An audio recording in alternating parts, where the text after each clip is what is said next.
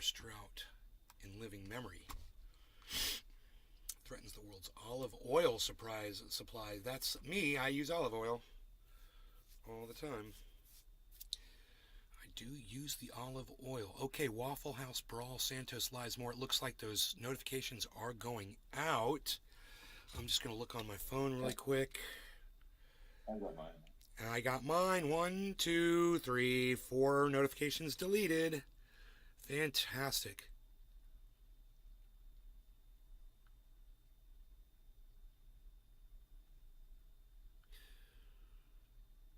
Celsius is preparing to file a motion later this week requesting an extension. Yeah, fuck you. Oh, I shouldn't have said that.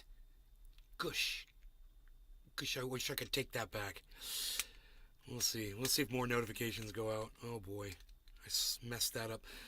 Celsius is preparing to file a motion later this week requesting extension of the bar date, which is the deadline to file a claim. Oh, until February.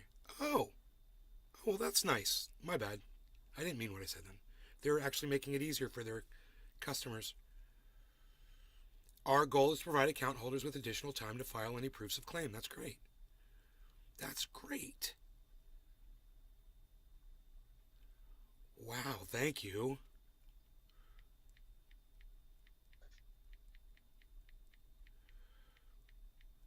Totally unexpected after you stole from all of us.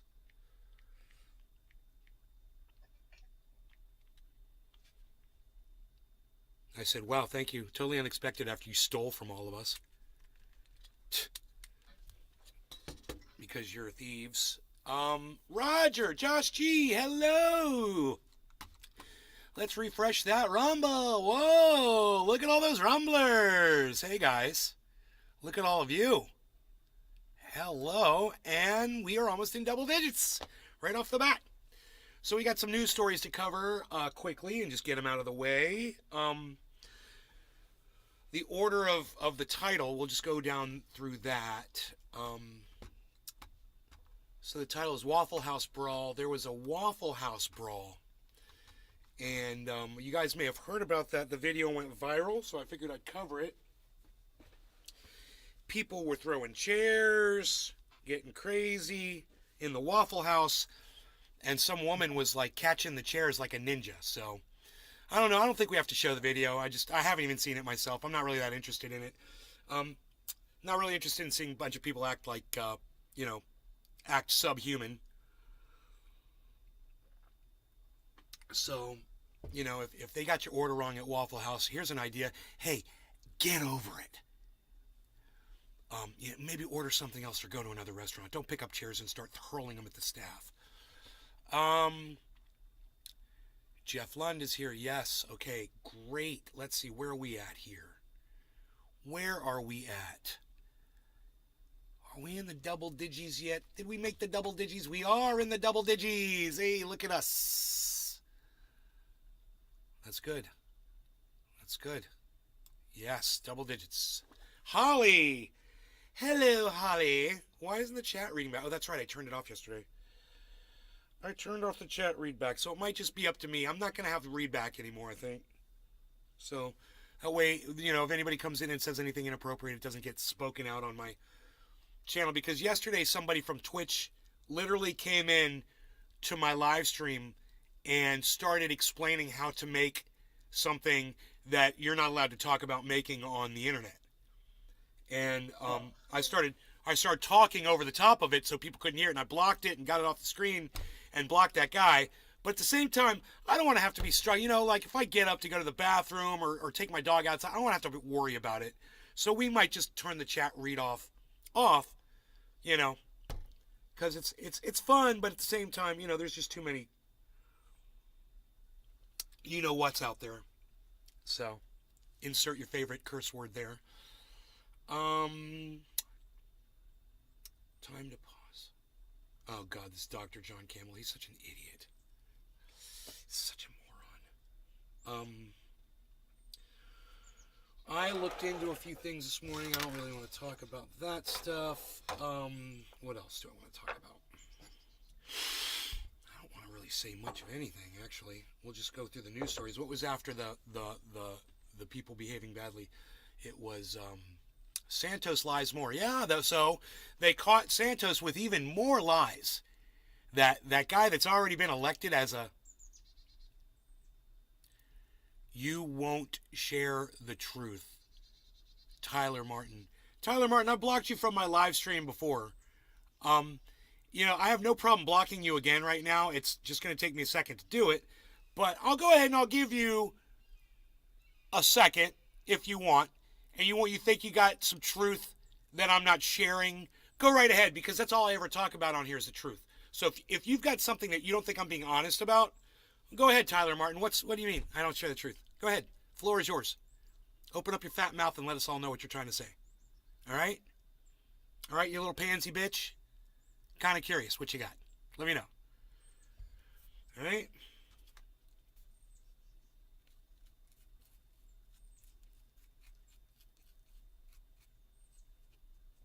This isn't my show. You goddamn right it's not your show. It's my show.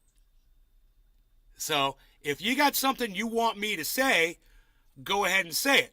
Otherwise, you could shut your fat fucking mouth up. How about that? You got something you want to bitch about? Hey, man, spit it out. All right? Like your mama's pussy spat you out. Like the fucking, like the cunt turd that you are. Go ahead. I gave you the floor.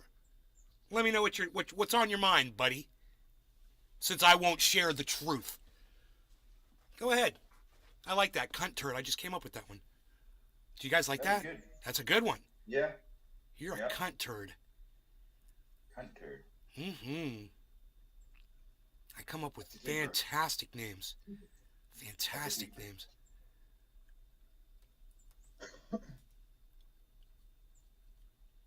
Is that glass or stainless steel? It's this? It's glass? My bong? Okay, are you talking about these guns? They're stainless steel.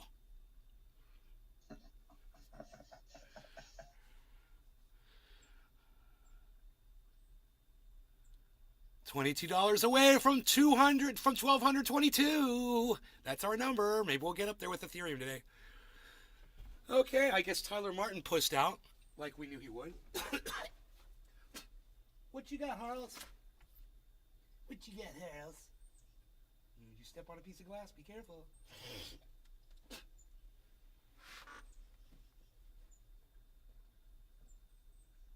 Harles?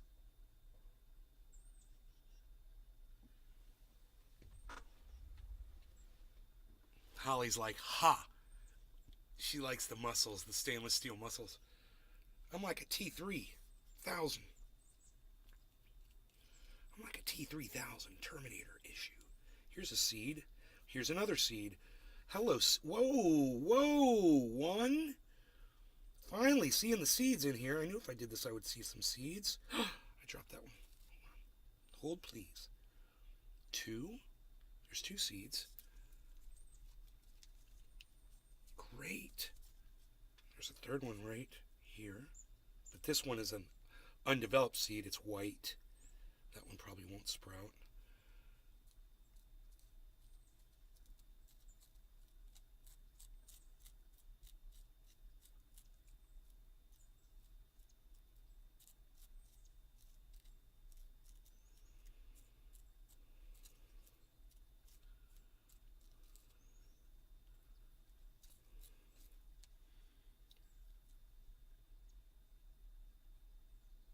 Nay, be patient. Tyler's still typing all the truth he has for us, right? What are you even trying to say, you freaking idiot? You know, it's so funny a guy's name is Tyler, too. Because that's such a little boy's name. Oh, come on, Tyler.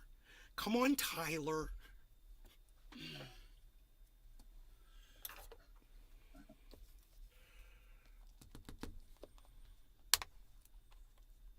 I don't know why people are scared to type something. They don't even know who they are. They just type it. What do you have to say? Like, what is? Why are they scared to type?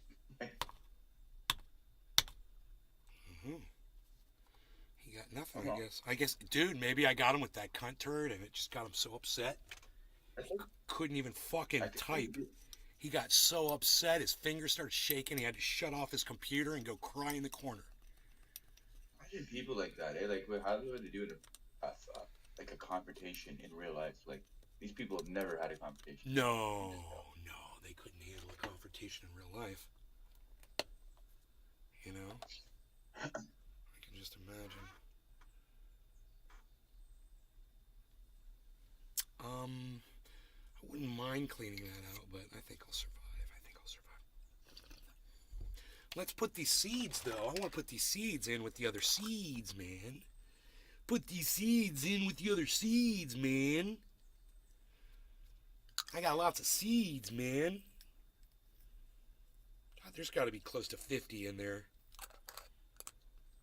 Gorilla Glue, son. What else?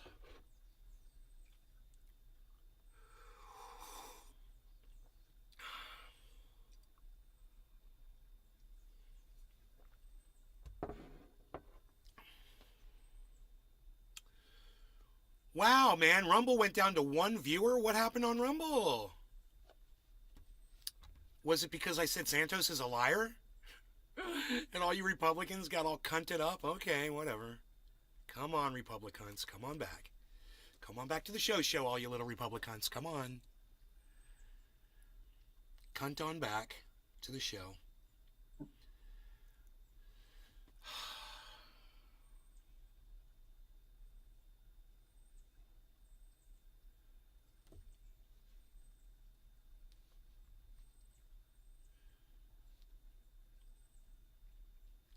How do I block? Can I block this guy's channel? I wonder if you can block a channel so I don't see his bullshit anymore. Share, subscribe, embed. No, there's no block. That sucks.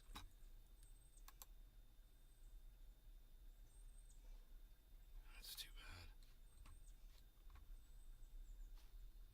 Block that fucking dumb cunt so I don't have to see stupid fucking uploads anymore.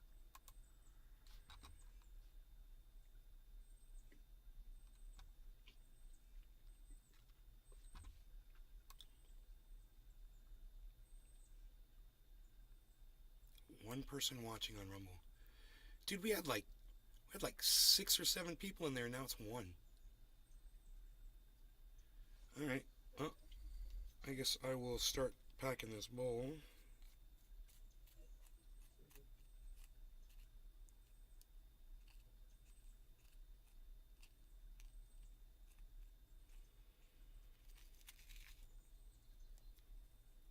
God, I hope I'm not picking up a seed in here.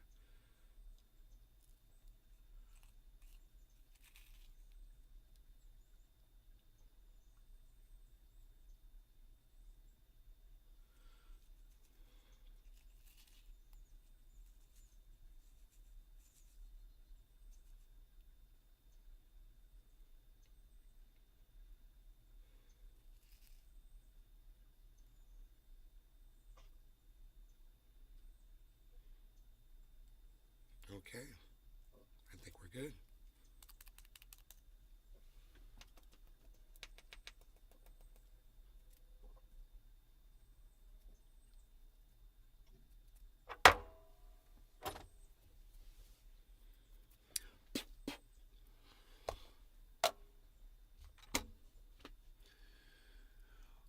Seven and 1, really?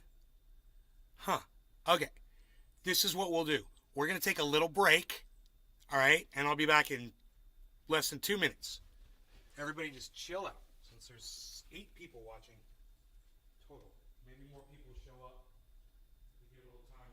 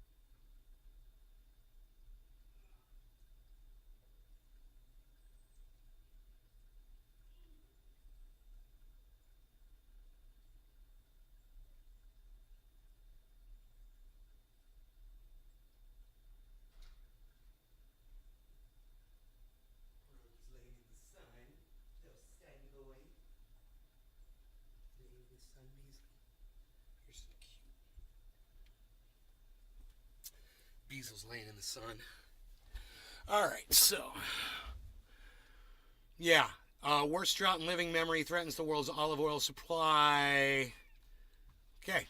We covered that. What else we got in the title? Russia attacks. Or can I listen to your Twitter space? Oh, Turbo Jerko, thanks, buddy. Thanks, bro. Thanks for listening to the Twitter space. Hell yeah. Oh, you thought it was interesting? Thank you, man. Billy's great, isn't he? Billy Ballantyne's awesome. He just needs a platform, you know? And, yeah. I'm sad that he doesn't do it anymore. Because he entertained a lot of people, man. But yeah, you know, all of you could have joined us in that live on Twitter if you would just follow me on Twitter and turn on notifications. And then when I start up a space in Twitter where we all can talk with each other, you could join that space with us, man. It was literally just me and Billy. That's it. It was just me and Billy. But we had a great conversation. And we recorded it, and it's there for all of you guys to check out. I'm so glad that Turbo Jerko went and actually saw it and checked it out. Thank you, buddy. You're the only one to say that to me, man. Thank you. So, I just try to get people on Twitter, man. Just trying. So, start hitting up people a day in advance. I mean, I never know. I mean, I'm like a spur of the moment kind of guy. I understand, you know, it's good to schedule shit like that. But I never know if I'm going to have time, you know, like today, I'm not going to know if I'm going to have time at 2 o'clock or 3 o'clock or 4 o'clock or 5 o'clock because I don't know what's going on with this life. So, you know, I've got my situation, you know, I've got personal stuff going on around here that takes priority. And then when I have time, I can do this, you know. It's hard for me to schedule show times. That's like I missed the morning show this morning, you know. Had stuff I had to do. But I mean, I have a feeling that even if I told everybody to show up, because I tell people to follow me on Twitter and they won't do that either. I mean, if they're not following me on Twitter, they're not going to come to a space because they won't even like my fucking tweets. How am I going to get them to join in an actual space? You know? Fuck.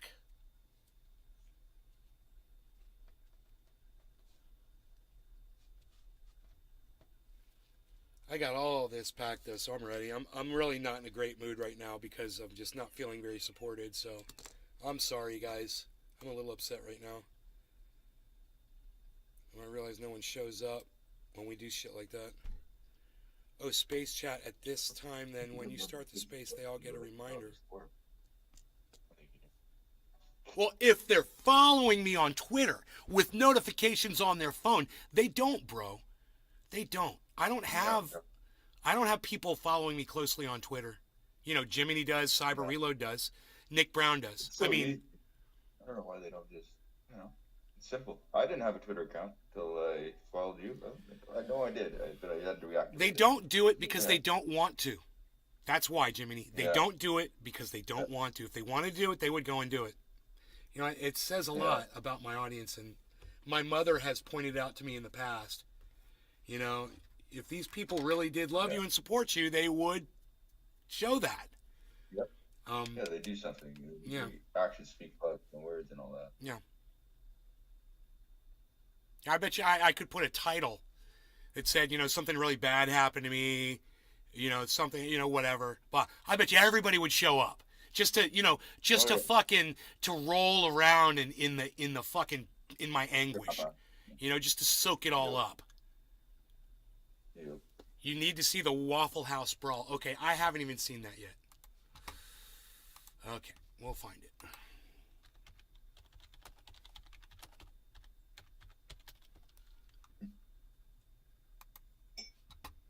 Three minutes left. No, they still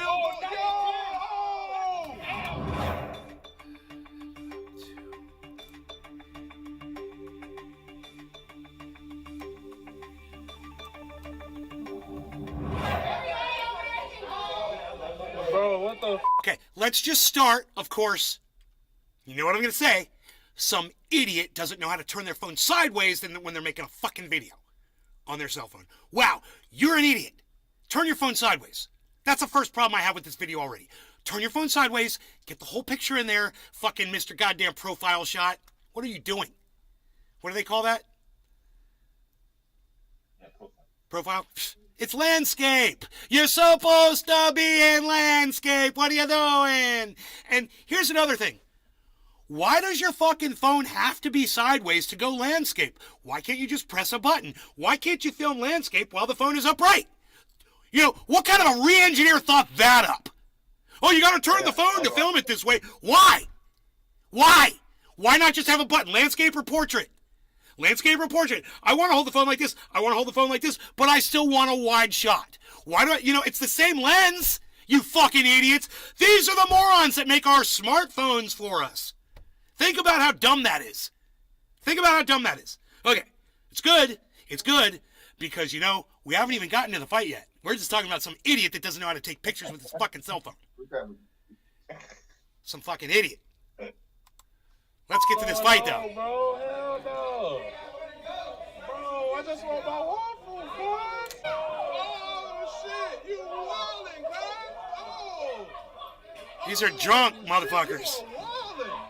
Oh, damn. Oh, damn. Oh, shit. She's throwing shit. Oh, food fight. Oh, my God. Did you see her swing? Holy shit, that girl knows how to fight. You just fucked with the wrong clerk. Oh, they still.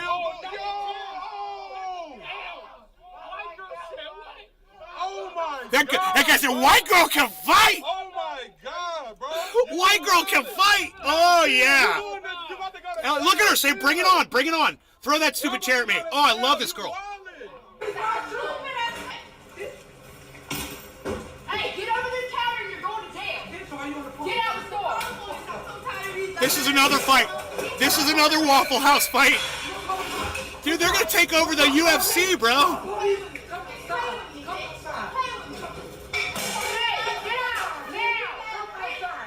now.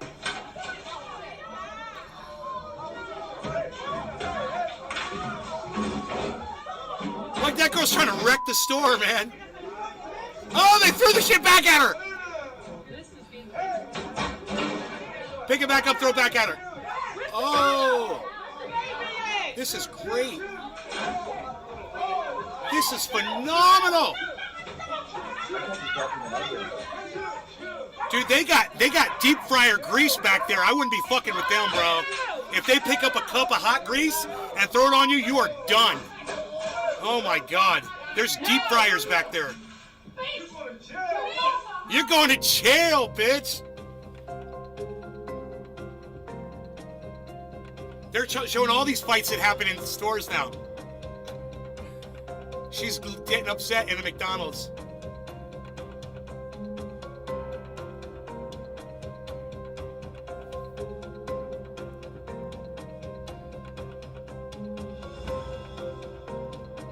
He slapped her in the face. You see that shit?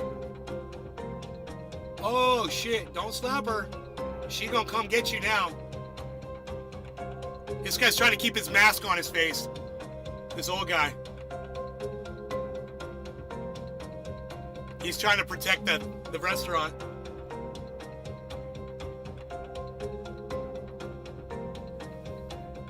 Wow, this old man. Look at this old man stand up to this girl. He's doing a really good job. He's not hitting her. He's just holding his arms up, making it hard for her. Oh, what a nice old man. It'd be something like my grandfather would do. Was in the Matrix? Oh, that's awesome, bro.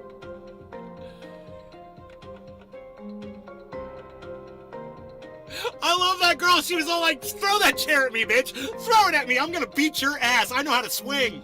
Did you see her like this, man? As soon as she got on that girl behind the counter, her arm was behind her head, swinging down on that girl like this. I was like, that's how you punch somebody. 50 people are reported dead.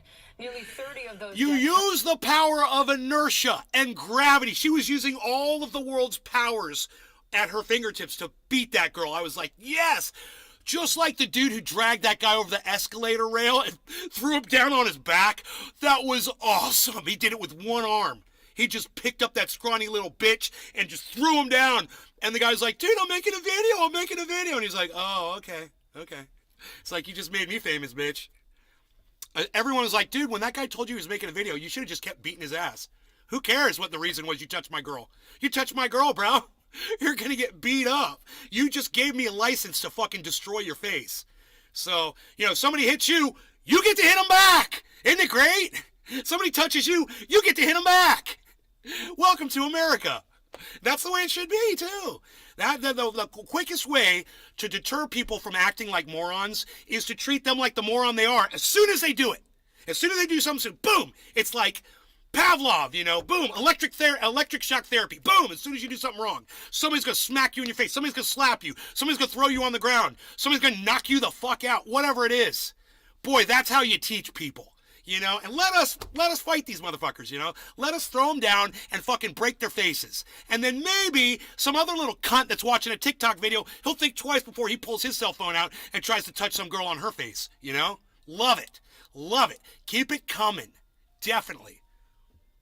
The one in your DMs is insane. It was a different angle, and it's all on camera. He could have beat the fuck out of that guy. Canada, if someone breaks in your house with a gun and you shoot them, you go to jail. Well, I don't live in Canada. That's why I live in Florida with the castle doctrine. And if somebody breaks into my house and I kill them, they die. And I laugh.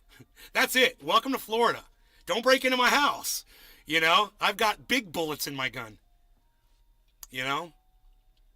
It's hilarious. People are dumb. People are dumb. And they need laws like this, like the castle doctrine. Every state should have them. Squish Squash 030. Hey, all for your stream on Squish Squash. We call it cannabis. I know it's a lot harder to spell out all of those big words. But understand, the word pot was used for a toilet before it was used to refer to cannabis.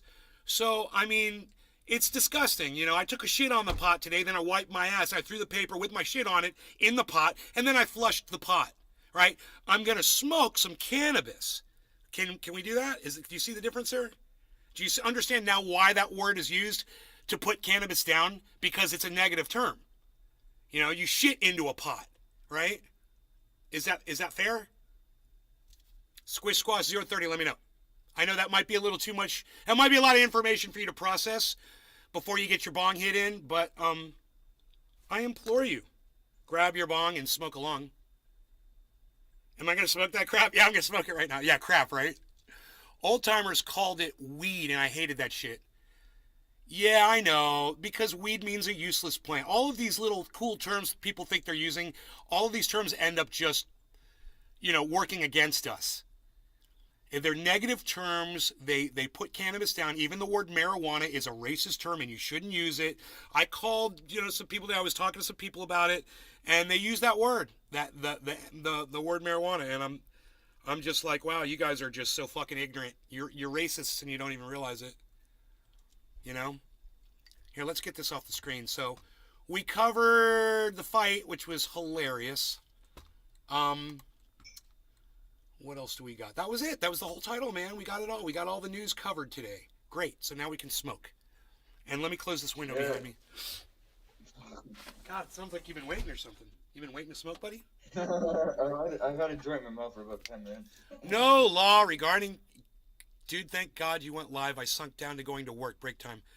Bro, I know. Listen, Turbo Jerko heard our conversation on Twitter yesterday, bro. He really enjoyed the conversation. So I just wanted to tell you, Billy, thank you, personally, for joining my space yesterday and making it, what it was. Thank you. So that being said, let's smoke. No law regarding cannabis. Cheers, Jiminy. Cheers, Billy Ballantyne. Cheers, Turbo Jerko. Everybody else that's in the chats over here on the Rumble, and Brap, and Patrick John Welder, Squish Squash 030, Josh G, Squish Squash didn't want to get back with me on that. Okay, that's cool. You don't have to. I was just, putting it out there. Hopefully you'll go learn about it. Cheers, guys.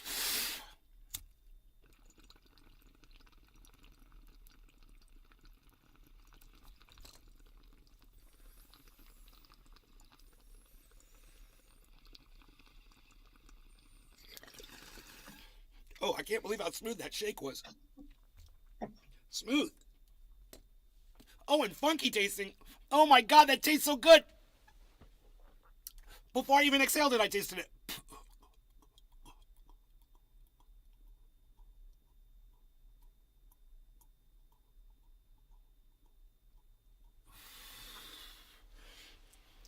Mmm. Delicious.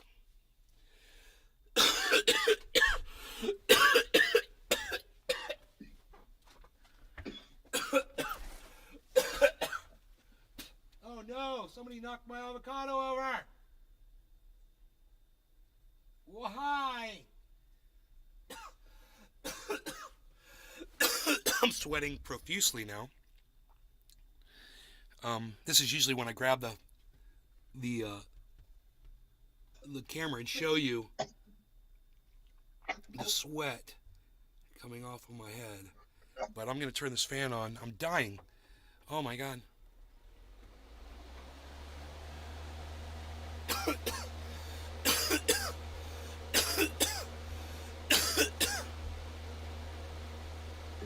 Sorry guys, I just got totally fucked up from that bong rip. I don't know what sous vide means. What does sous vide mean? Sous vide? I don't know what that is. What does that mean? Can you do it to a cat?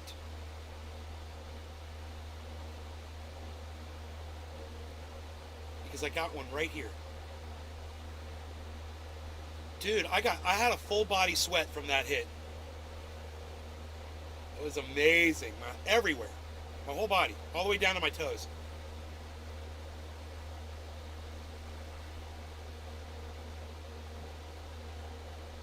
Oh, really? Boy, look at you guys! Look at you guys know what sous vide means! Brap knows! Fucking Billy knows! Turbo Jerko knows! Like in a vaccine bag. You could do it, but poor Harles. I've never heard the word before. Unless I'm saying it wrong and I just don't... Whoa, is he live right now? Producer, but they do release them kind of as you're going because they have a huge staff there. It's not like some rinky-dinky thing, you know. So they release them, and so part of the reason the producer called me was she was like, I wanted you to know that the higher up decided not to release your segment, your radar, and so you're not going to see it on YouTube. Just so you know, I wanted you to hear from me, and I was like, why? And she said, well, I didn't know this at the time. But we have a policy where we don't do op-eds, written or video, on Israel. And of course, if I'd known this, I would have told you, because the thing is, you submit your radar, your monologue, you email it the night before, and they never check it. They just, part of the things that they do is they trust the host to deliver monologues. There's no party line, usually there's no ideological, like, framework, and that's kind of what their shtick is at Rising at the Hill. That you're allowed to say things outside of the mainstream that you can't say in other media venues. A lot of what Rising, and I think the reason people, gain popularity is because it was many times willing to go outside of the Overton window. It was outside of what mainstream media would allow. Right, yeah. So I was told that you couldn't do op-eds on Israel. And so I spent like the next couple of days Lee Camp just read my whole fucking chat. That was so awesome. I just watched him read it. That was so awesome. Oh my God. That just made me so happy. I got a call on Wednesday. This is Monday. And I got a call on Wednesday from the editor-in-chief of The Hill, Bob Cusack, telling me they weren't going to run it. I asked him why. That's Katie Halpern, if anybody is wondering. Which was just absolute. Can I curse on this show? Yeah. Which was bullshit, because this is not bullshit. This is not some random person submitting an article for The Hill for consideration. This is something, and Ryan Grimm, who did a story on this, said that he did, hundreds of these monologues because he himself used to work at Rising, and there was no oversight, absolutely no editorial oversight. So that was a lie. He said it wasn't in their sweet spot of coverage, which is more domestic than international, which was Dude, they only have 54 people watching. appeared on it over the course of 3 If years. that's Again, not- every if week that's I did not international audience, news, probably you know, at least subversion, half the time. I don't know what is. Why is And this also channel it's in being large part a subverted? domestic story because, as we all know, Israel is a special friend of the United States, and Rashida Tlaib is a sitting congresswoman. So I knew that was not true. Now, the producers had told me that the good news was that even though you couldn't do op-eds on Israel, you could do segments on Israel. And not to get too into the weeds, but when I appeared every week as a guest, that was considered a segment. Then I was either, you know, so when you're a guest, you're doing segments. When you're a host, you're doing either segments or radars. So once I was told they weren't going to run it, I was like, can I talk about the story on my segment? Because it was the next day. I happened to film on Thursdays, so I was going to be filming my segment on Thursdays.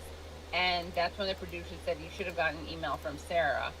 Sarah's another woman who works she's an executive. Dude, I feel so bad that nobody's watching. I can't remember her last name right now, which lucky for her. I'll find it later. I can't believe nobody's watching. Her, but We will email everyone watching right now. yeah, exactly. Don't worry. I'll get a follow-up email with her name and social security and address. No, but Sarah said, "Hi, Katie. We won't be needing you. No for one your, watches Katie Halper anymore? Segment tomorrow. Please Why send do you any say that, unpaid Turbo Jerko? invoices."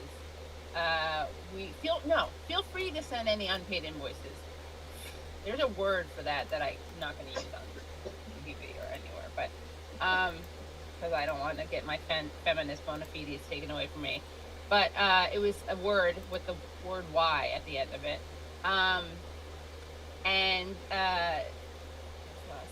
We wish you best of luck, which is such a passive-aggressive lie. You obviously don't wish me best of luck.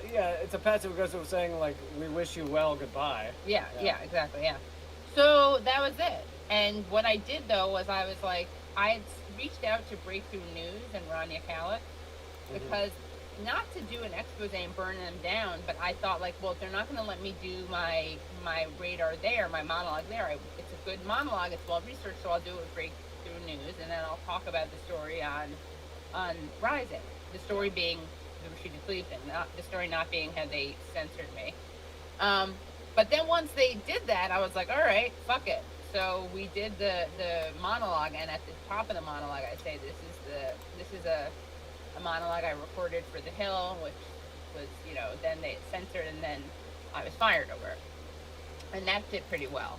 But I'm not gonna Lee lie, was a it's buzz, frustrating. but I he mean, they got had a huge buried audience, because and RT hate. you understand They don't this because she as sort of well becomes as a anyone Karen. I else, mean, better I than like most her, but I people. never got on my way to It's a watch pretty her. frustrating Right. feeling to be stifled. I really, really, really like her. I mean, I was saying And goodbye I don't go out of my but way to then I watch feel her like I'm either. a bit stifled, or I lost a big venue. Because for me, she's long-winded, and you have to wade through a lot of talking to get to the points. It's ironic that, She takes a long time to make a point, is what I'm trying to say. ultimately, my And that's show hard to and listen to for RT me, were basically- but I really, really, really like her, Right, and I back up in agree the with all of her points, you know, for the most part. and Unless she my said YouTube something I don't agree channel with that I haven't heard around yet, the world. you know?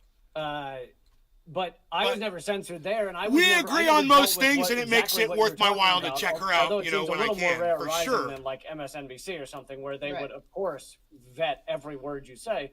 But I was never told what to say, what not to say, nothing. But Right.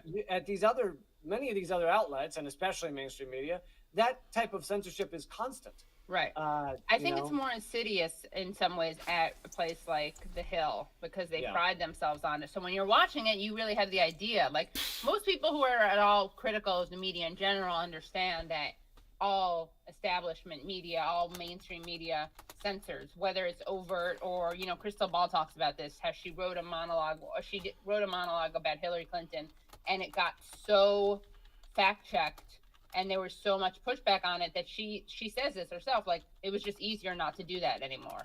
Like people, it's not always overt in red ink, although in this case I assume it was red ink or whatever, however but it's not always an explicit don't do this story. It can be you just make life harder for people when they do certain types of stories, and then people out of a sense of like self-preservation or just time management or not wanting the hassle, they just avoid these stories. In this case, I was just told, of course, they lied. I mean, Brianna Joy Gray, to her credit, who still works there, she did kind of publicly agonize over whether or not to stay. I understand why she stayed. She makes good points. That's a big show. So, you know, if you're going to have a big show, it's good to have some good people on it. But she she did go to the bat for me behind closed doors, and then she went to the bat for me in front of closed doors. She pushed back big time. They were saying, they denied that. They told her, and she said, I'm not blowing up. I'm not $100 super chat. Confidence, or she said this publicly on her show and on my show. They pretended that the reason they didn't do the monologue was because of stylistic issues as opposed to ideological ones, which literally nobody believed that. Absolutely put it up on the nobody screen. believed that. Wow, thanks, Nays Garden. Yeah, thanks, wow, Nate. Very, very kind of you. Yeah.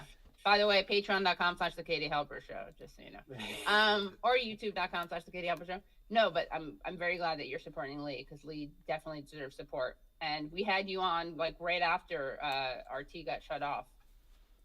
Got shut down. Yeah. So because we wanted to make sure to support you. But that was bullshit, and it was nice that Bree defended me on that, because I would have. I mean, it was just important, I think, for people to see that really was the reason. Like, if they're gonna fire me, everyone's like, I wish I could do that. I want to send them $100. $100. Party line followers that they are, and not get away with the lie that it was stylistic, which is we'll like, send them another $100 from the audience, except for the most dishonest. You know, I'll make them start crying. Like right-wing Zionists or Peps could pretend that there's anything untruthful in it. I mean, I think that the only honest way that you push back against the video I did, and there are honest people who do this, is by saying, well, maybe it's apartheid, but it needs to be that. Maybe it's apartheid, but they want to kill all Jews and push us into the sea. You know, you can't. And then people come back. I'm sure some people have that opinion, but they don't like to. They don't like to phrase it that way. She tried to hijack Lee's supporters. And then, you know, then you have people, well, hey, bro, it's Katie, man. It's freaking Katie. It's not about ethnicity. What were you expecting? Religion. Like, okay, fine. Well, Israel is the one the country that defines being Jewish, not as just religion. You can have one Jewish grandparent, although this crazy right-wing government is changing it. So I was talking to Miko Pellet, who I believe you've had on your show, or I know he does stuff at Min Press. But but it's getting even worse. You know, it's just ridiculous, because it also, the idea that it doesn't count because it's not black people versus white people, people who are saying it's not racial in the case of Israel-Palestine. Boom. The irony is they're super chat fired off, which is a social construct, and they're implicitly saying that they believe in race as a category, right? And I had on Noura Erakat, who is a human rights lawyer, Palestinian American, who, if anyone doubts that, you know, if anyone wants to see that argument destroyed, I highly recommend this interview that I did. Optimism of the Will just said, Nora, which you can find Wellnay's Garden just made me just cry. Infuriating. I mean, exactly as I predicted. I mean, look, I'm fine. I'm very lucky because I have other shows. I have the Katie Helper Show. I have Useful Idiots, and so that was not my only source of income. But it was Valerie, the girl I said I got you. She's like, oh my God, thank you, Nays. And it was. I'm not gonna lie, it's really fun. Like, something that's great about Rising is that the left doesn't have a lot of money, so we don't have very cool sets or cool production value. Same with RT, and RT was not exclusively left. Neither was Rising, but there were a few people like me and Chris Hedges and Jesse Ventura and stuff that were able to get really nice sets and high level equipment and everything for our shows. So yeah. Right, and it's not exclusively left at all, but the point is, like, if you're on there and you're making a good point as a leftist, it's nice to have high production value. Right. And it's rare because, I think that the only way that the left has recently been able, I don't even know recently, maybe for longer, but the only way the real left has been able to get high production value is by being on channels that are not exclusively left, or being on shows like Rising that are explicitly kind of bipartisan or post-partisan. And what Rising does, by the way, for people who don't know, is that I was on as the leftist host, and I was paired up with Robbie Suave, who's there as the right-wing host, or I would and other times I guest hosted. I was there with Emily, who was on the right wing, who now has left to do the show Counterpoints with Ryan Grimm, but that's their shtick. I don't normally do this, but I feel like it's a good thing to address. Someone goes, the left doesn't have much money. Is this comedy? And what they're misunderstanding is when we say the left, we do not mean Democrats. Right.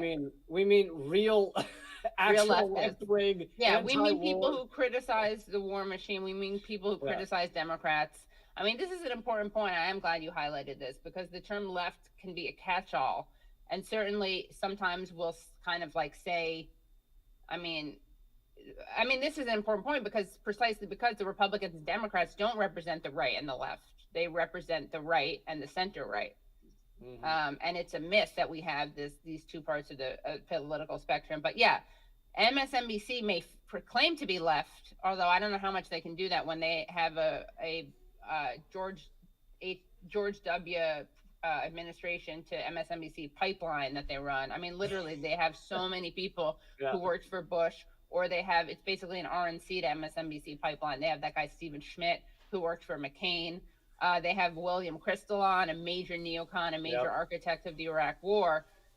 They still claim to be, I guess, I mean, it shows that they don't understand left or right, or that their understanding of left and right is also within a right wing. I think it's, I don't think it's not understanding. I think it's intentional. I think they want Americans to believe this is as left as thought can get. Right. They want to shift the Overton window to the right, so that these are like I guess this is the Amy Goodman of mainstream news, or although of course Amy Goodman, I just had Vijay Prashad on. We talked about what happened to Democracy Now! Because I don't think, and this is something I disagree with some people on the left. I think some people on the left will cancel entire outlets because there's some problematic coverage. I still say that Democracy Now! Does a lot of important investigation. All right. A lot, like their headlines are really important. Cheers, everybody. No law regarding cannabis. Let's smoke one for Lee and Katie. I don't disagree with you. And also they were pivotal in kind of waking me up years that ago, I really appreciate. 6 and 7 Cheers. and 8. But I will say it starts to add up. Yeah, we already covered it. Giving into the kind of State Department talking points about Syria and about various things, Ukraine in many ways, although sometimes they have debates. But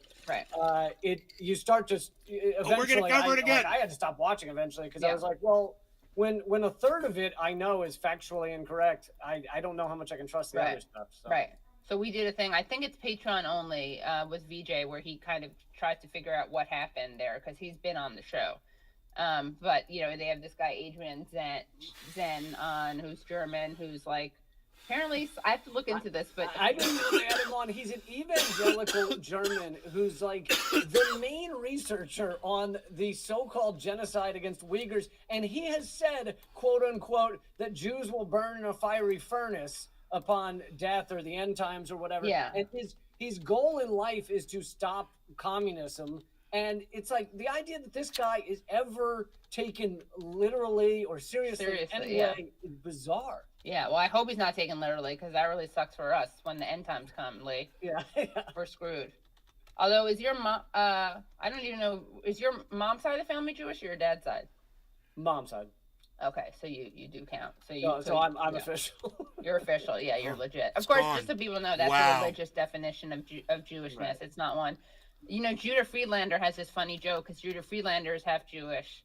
As you can probably guess, it's his dad, Friedlander. And he was on my show. He said this. He was like, you know, when people find out your mom isn't Jewish, they treat you like like you killed their dog or something. You know, they don't consider you Jewish. And he said, but, you know, for the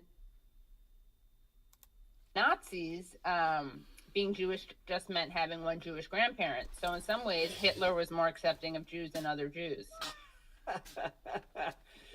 Yeah, Judah's pretty great a lot of the time. Yeah, he is great. Yeah. What was I about to say before that fried my brain? Before the Jewish enough for Hitler joke. Yeah.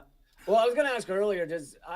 I'm sorry to say I was not a regular Rising watcher. Do they ever do anything about Israel, or it's really like? Well, this is what's so surprising. This is what's so interesting because a lot of people, mostly haters, does Lee look like Cyber Reload? Like, oh, Katie just did this to never make saw a that statement. before. Of course, she was going to get fired after she did this. You can't criticize Israel. I had done like so many segments on Israel as a guest.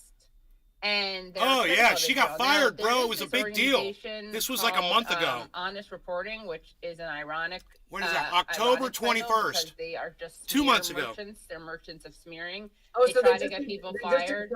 This connects all of us. They just did something that was a mint press cartoon about you. So. Oh, great. Okay, dude, cool. and I just... So they had gone after me for a segment, and of course these people are just censorious and can't actually debate you on the issue, so they have to smear you. And I just tweeted this at Mid-Press TV. So they just have to smear people. So I know that they did an article about me. I decided not to respond to it because they seem so pathetic and insignificant. And if the Hill caved to that, I mean, that's pretty pathetic. But there also was a very important article. Where's that, Twitter? Well, a couple things. One is that Low Key, who has a show obviously on Mint Press, did a kind of deep dive into all the conflicts of interest between the Hill and Israel. But also Branko Marcetic did a great article at Jacobin. Left-wing journalist Katie Halper has been fired for calling Israel an apartheid state, and he kind of looks into this Nexstar, and Nexstar is a company that bought the Hill in late August. I'm going to quote from his article. In late August, Nexstar filled the position of deputy managing editor of News Nation, its cable channel, with Jake Novak, a journalist who spent the preceding year and a half as the media director of the Israeli Consulate General in New York. Novak most recently achieved infamy for being embroiled in the Matt Gaetz underage sex controversy, where he appeared to admit to Dilbert cartoonist Scott Adams, of all people, that he was involved in the extortion attempt on Gaetz's rich father in order to funnel millions of dollars to a commando team leader to free a U.S. hostage in Iran. And so Novak was hired by Nexstar, and again, Nexstar bought the Hill. And he's written approvingly of Donald Trump's dropping of U.S. support for the two-state solution. He's advocated for Israel to build more illegal settlements, saying that would make up a hypothetical, saying it would bring more peace, prosperity, and freedom to both Israelis and Arabs. So that's interesting. And Nexstar is pretty shady. I mean, over the 2016 election cycle, the company's PAC gave 80% of its money to GOP-affiliated PACs, a number that rose to 100% in the 2018 cycle. So they had bought the Hill, or bought a portion of the Hill just before not long before you were fired? Right, yeah. Dude, that lines up perfectly with kind of what happened to me at I wonder how his Huffington Rumble Post is doing. back in whatever it was, 2008, 2009 or something. I used to write comedy for Huffington Post. For a while, they had paid comedy writers, and so I wrote for them for like a year or two. Then they got rid of all their paid comedy writers because they realized they could make more money by just stealing people's work without paying people. So they started doing that, and I would still submit stuff unpaid occasionally when I just wanted to get 100,000 clicks on something, and so I'd send them stuff. But then the week after, or within days of being sold to AOL Time Warner, they told me they couldn't take one of my pieces. It was the first time they ever told me that. Moment of clarity. And within the piece, I called Rumsfeld a war criminal. And I emailed and said, is it because I called Rumsfeld a war criminal? And they're like, yeah, that doesn't really fit with our tone.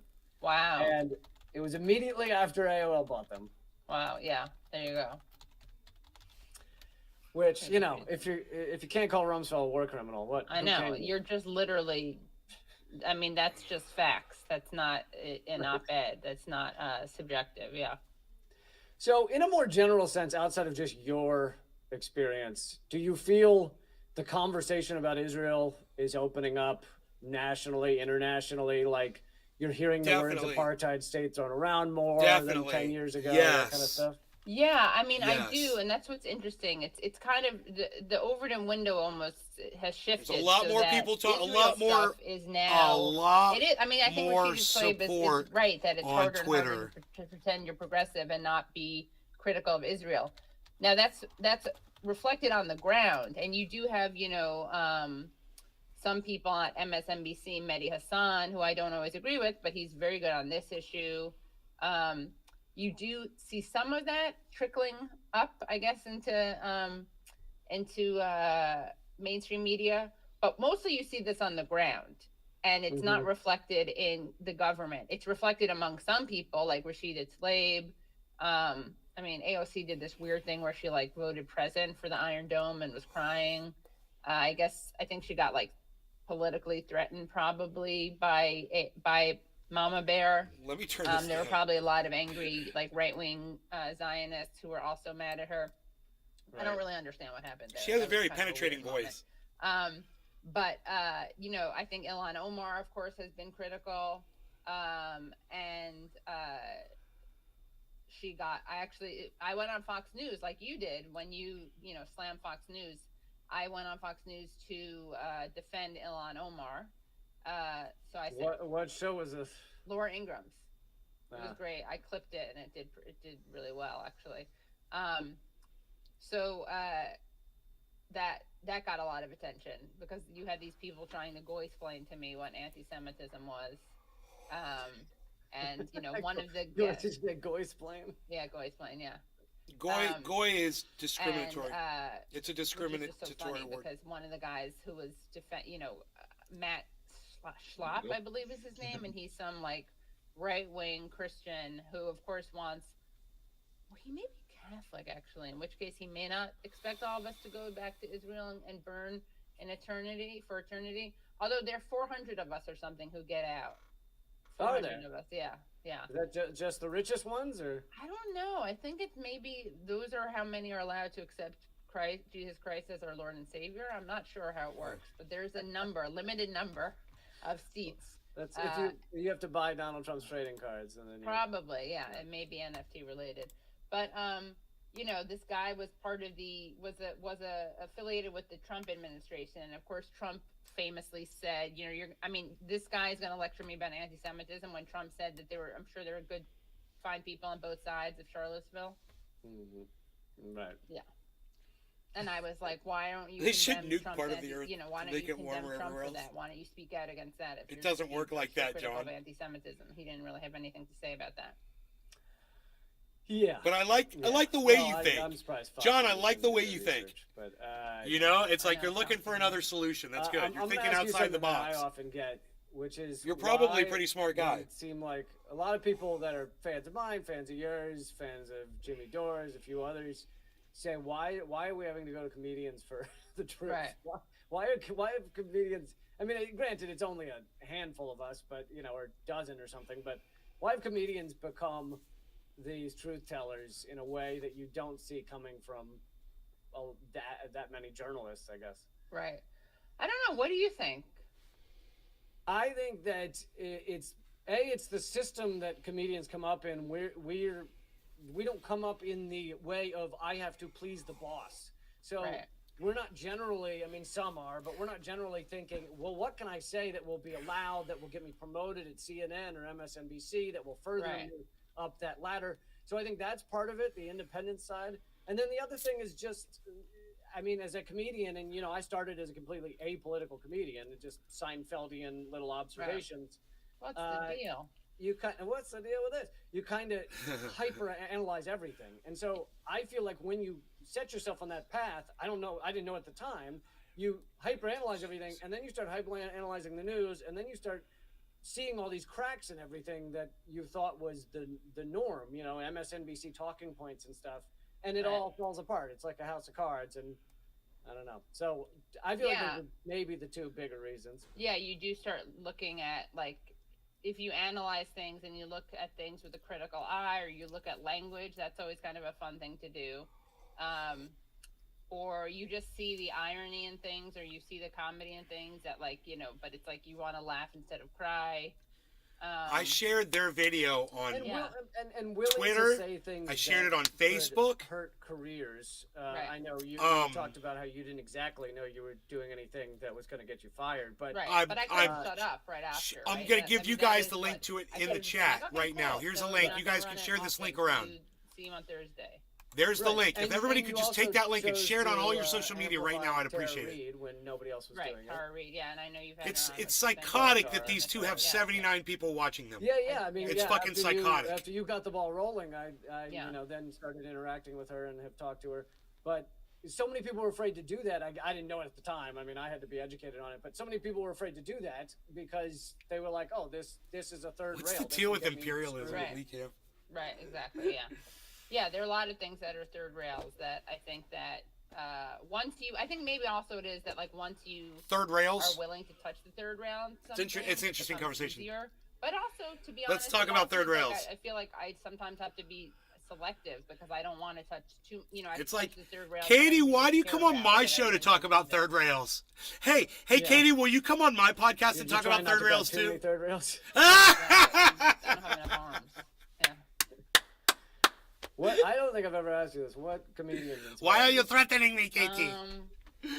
What's funny is that I Why really are you did threatening love me? Colbert and Stewart, but especially Colbert because he was always like Stewart could kind of go in and out of being political or in and out of having an ideology, but Colbert was always ideological. Like he couldn't say a single thing without being ideological because he was a parody character. So everything he was doing was making fun of the right wing. And he was so much funnier when he was at the Colbert Report than he is now. So much. Yeah. Yeah. But I did find it kind of shocking. I was a huge Colbert fan as well of the Colbert Report. I did find it kind of shocking that he claims to not really know of the influence exactly that he was having. And when he went and did the famous Bush's correspondence dinner and obliterated Bush, and everyone goes, "Oh my God, Colbert did it." He claims, and I knew one of his producers at the time, and he said it was the truth. Unintentional. Colbert thought he was doing his job. He thought he was there to make people laugh and be a faux right winger, and he didn't realize that he was going beyond what was allowable. Right. How is that possible, though? He included Helen Thomas. I mean, Helen Thomas famously was smeared as an anti-Semite when she was the only person. She happened to be Lebanese American. She was the only person who had a slight sympathy towards Palestinians, as opposed to every single other person in the media who's loyal. Oh, I'm gonna get called an anti-Semite. I was gonna say loyalty, allegiance. Who leaned quote unquote pro Israel. He had to know that was going to get him into some trouble. He even defended her on his show. He went, one of the best segments he did ever was he did this thing called Formidable Opponent, where it was like Colbert versus Colbert.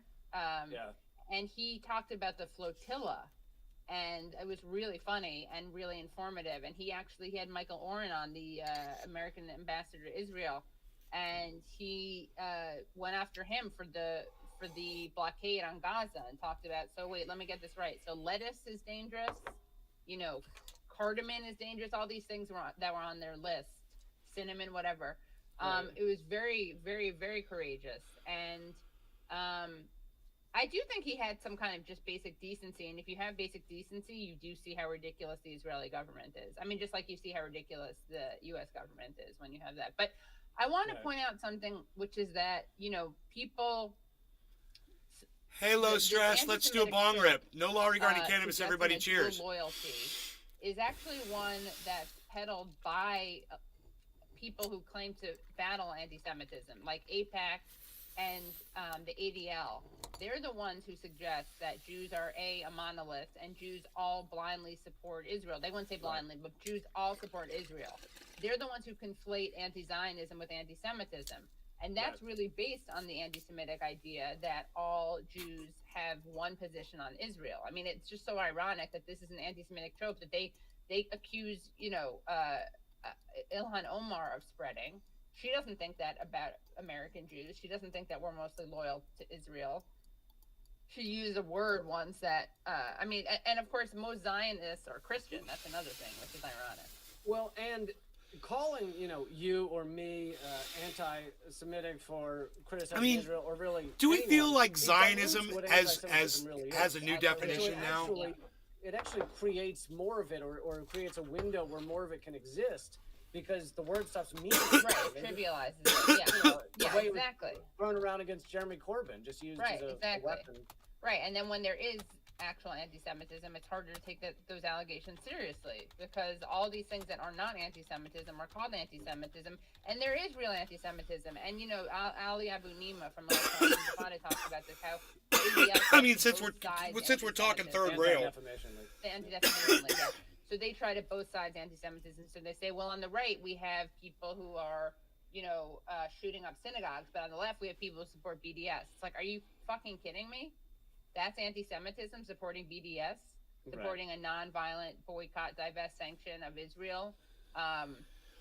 It's not anti-Semitic. It's picking on Israel. It's not picking on Jews. And Israel, again, these same people who are pretend to be friends of Israel, they're the ones who are highlighting, all American politicians almost highlight the special relationship with Israel. Some people are like, why are you picking on Israel? Well, we have a special relationship with them. We fund the hell out of them. Right. They claim to be this democracy in a sea of backwards barbarity, and we claim the same thing. And then they, at the same time, they don't have a democracy. And what's fascinating is you have people like Itamar Ben Gvir, who is this rabid racist Israeli who's going to be confusing part anti-Zionism of with Netanyahu's anti-Semitic. cabinet. It's not anti-Semitic. Mayor Kahane.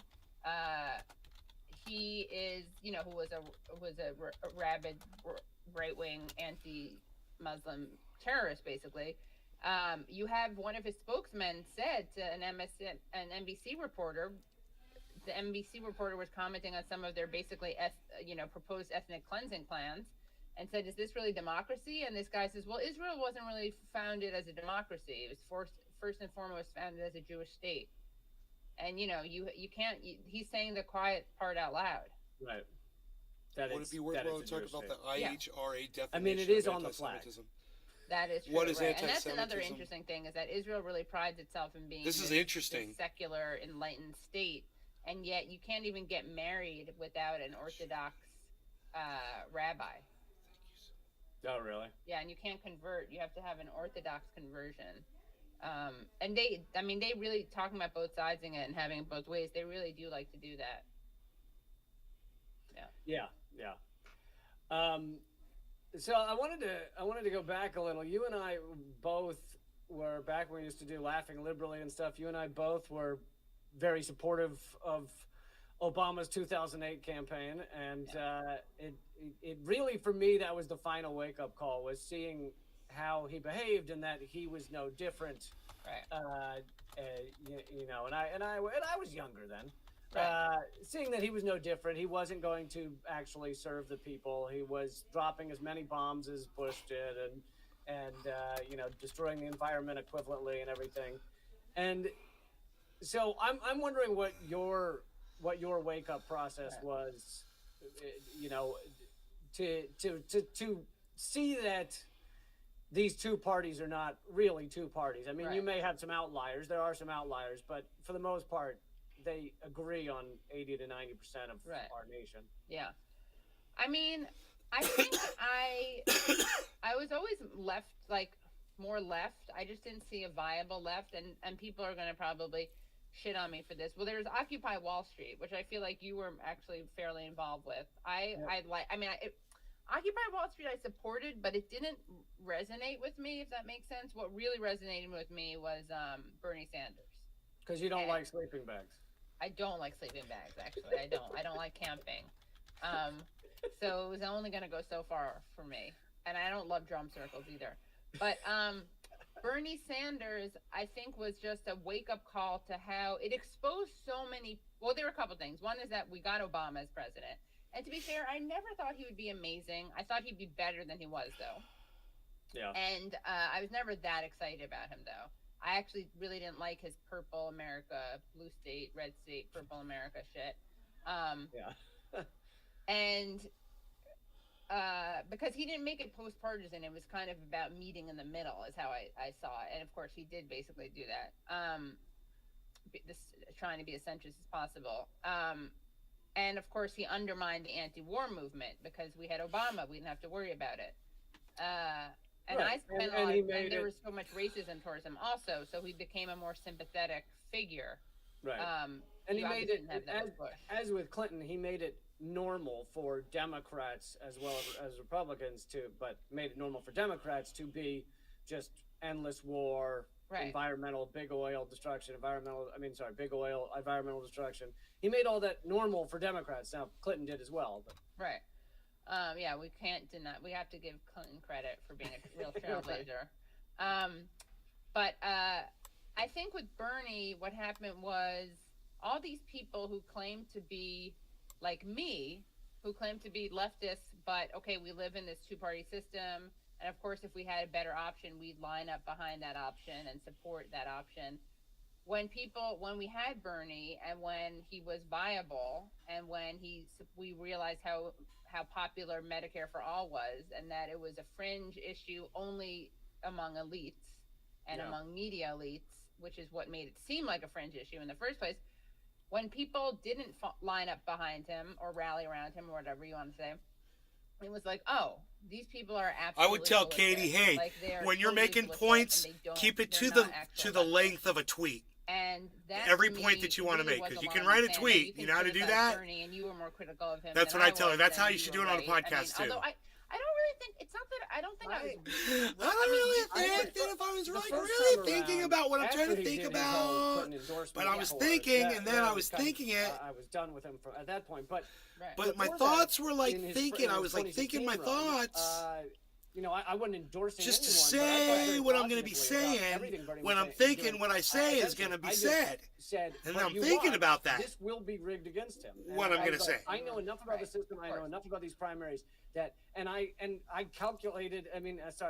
Covered and really went piece by piece through how it was being rigged against him. And sure enough, it was exactly that. Right. So it wasn't that I was just more cynical. It wasn't that I thought that he was garbage. Right, of course. They will never let him be president. Right, right. And she's doing like vocal fry. But it's interesting because Bernie is, Jack Allison from Struggle She's Session, a vocal fryer? Like ultimately he was. Has she been frying her vocals? A Democrat. He was even a Democrat because a lot of his enemies would be like, he's not even a Democrat. No. Like sadly, he was even a Democrat. He was. I don't think she is. But I bet in the morning she sounds like she is. I think, though, that woke me up to, even though he was coffee? obviously working within the two-party system, I just feel like that was a general wake-up call to the full of shitness. Long-winded. Well, even though it's not long-winded garbage. Really hey, don't get me wrong. I'm not saying that Katie Halper is not saying anything. Okay? I'm saying Katie Halper takes a while to say what she's going to say. And she likes the art of the conversation. Critical of Bernie. There's nothing. She likes to talk, man, and it's cool. It's a talk show. And she's good at talking. I would like him to be. And he did, if she wasn't good at talking, she'd be Horace. He endorsed Biden way too quickly without getting any concessions. That was really disturbing. But it was also so odd after it had been completely rigged against him the first time around that he just went into the next one exactly the same as if. Yeah, I know. He needed a better battle plan. Do it. Yeah, he needed a better battle plan. Now maybe he really just thought he was going to push the issues. And he did to a certain extent, but then again, at the end of the day, we don't have Medicare for all. I mean, right. I don't know. That's a good point. Like he got There's the point. Things he got, big concessions. Good point. We don't have it. We don't have anything. For the DNC. That platform doesn't matter. They don't care what that platform said. Yeah. Ridiculous. So, I mean, but I guess it was just it was a wake-up call to how watching the Democrats sabotage him was a reminder of how terrible the Democrats are. It created this division, I think. It really brought out the left versus liberal. That thing we were talking about at the beginning of the show. Right. It was no longer people who I thought would get excited by the leftists once there was an actual leftist there. It was people who just like either their politics sucked or they were taken up by this weird like parasocial relationship with Hillary Clinton. I should close this door, man. They were self-absorbed enough to see her journey resonate with them, and they cared more about one powerful, privileged, entitled woman. I don't know how loud this is out there.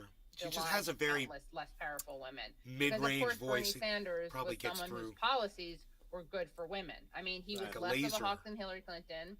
War is pretty bad for women. I can hear it echoing around the room. He supported the fight for 15. The majority of minimum wage earners. I've got some sound deadening techniques. I'm just going to walk out here. I'm going to do a little sound experiment. Speech saying women's rights are human rights. Great, that's awesome.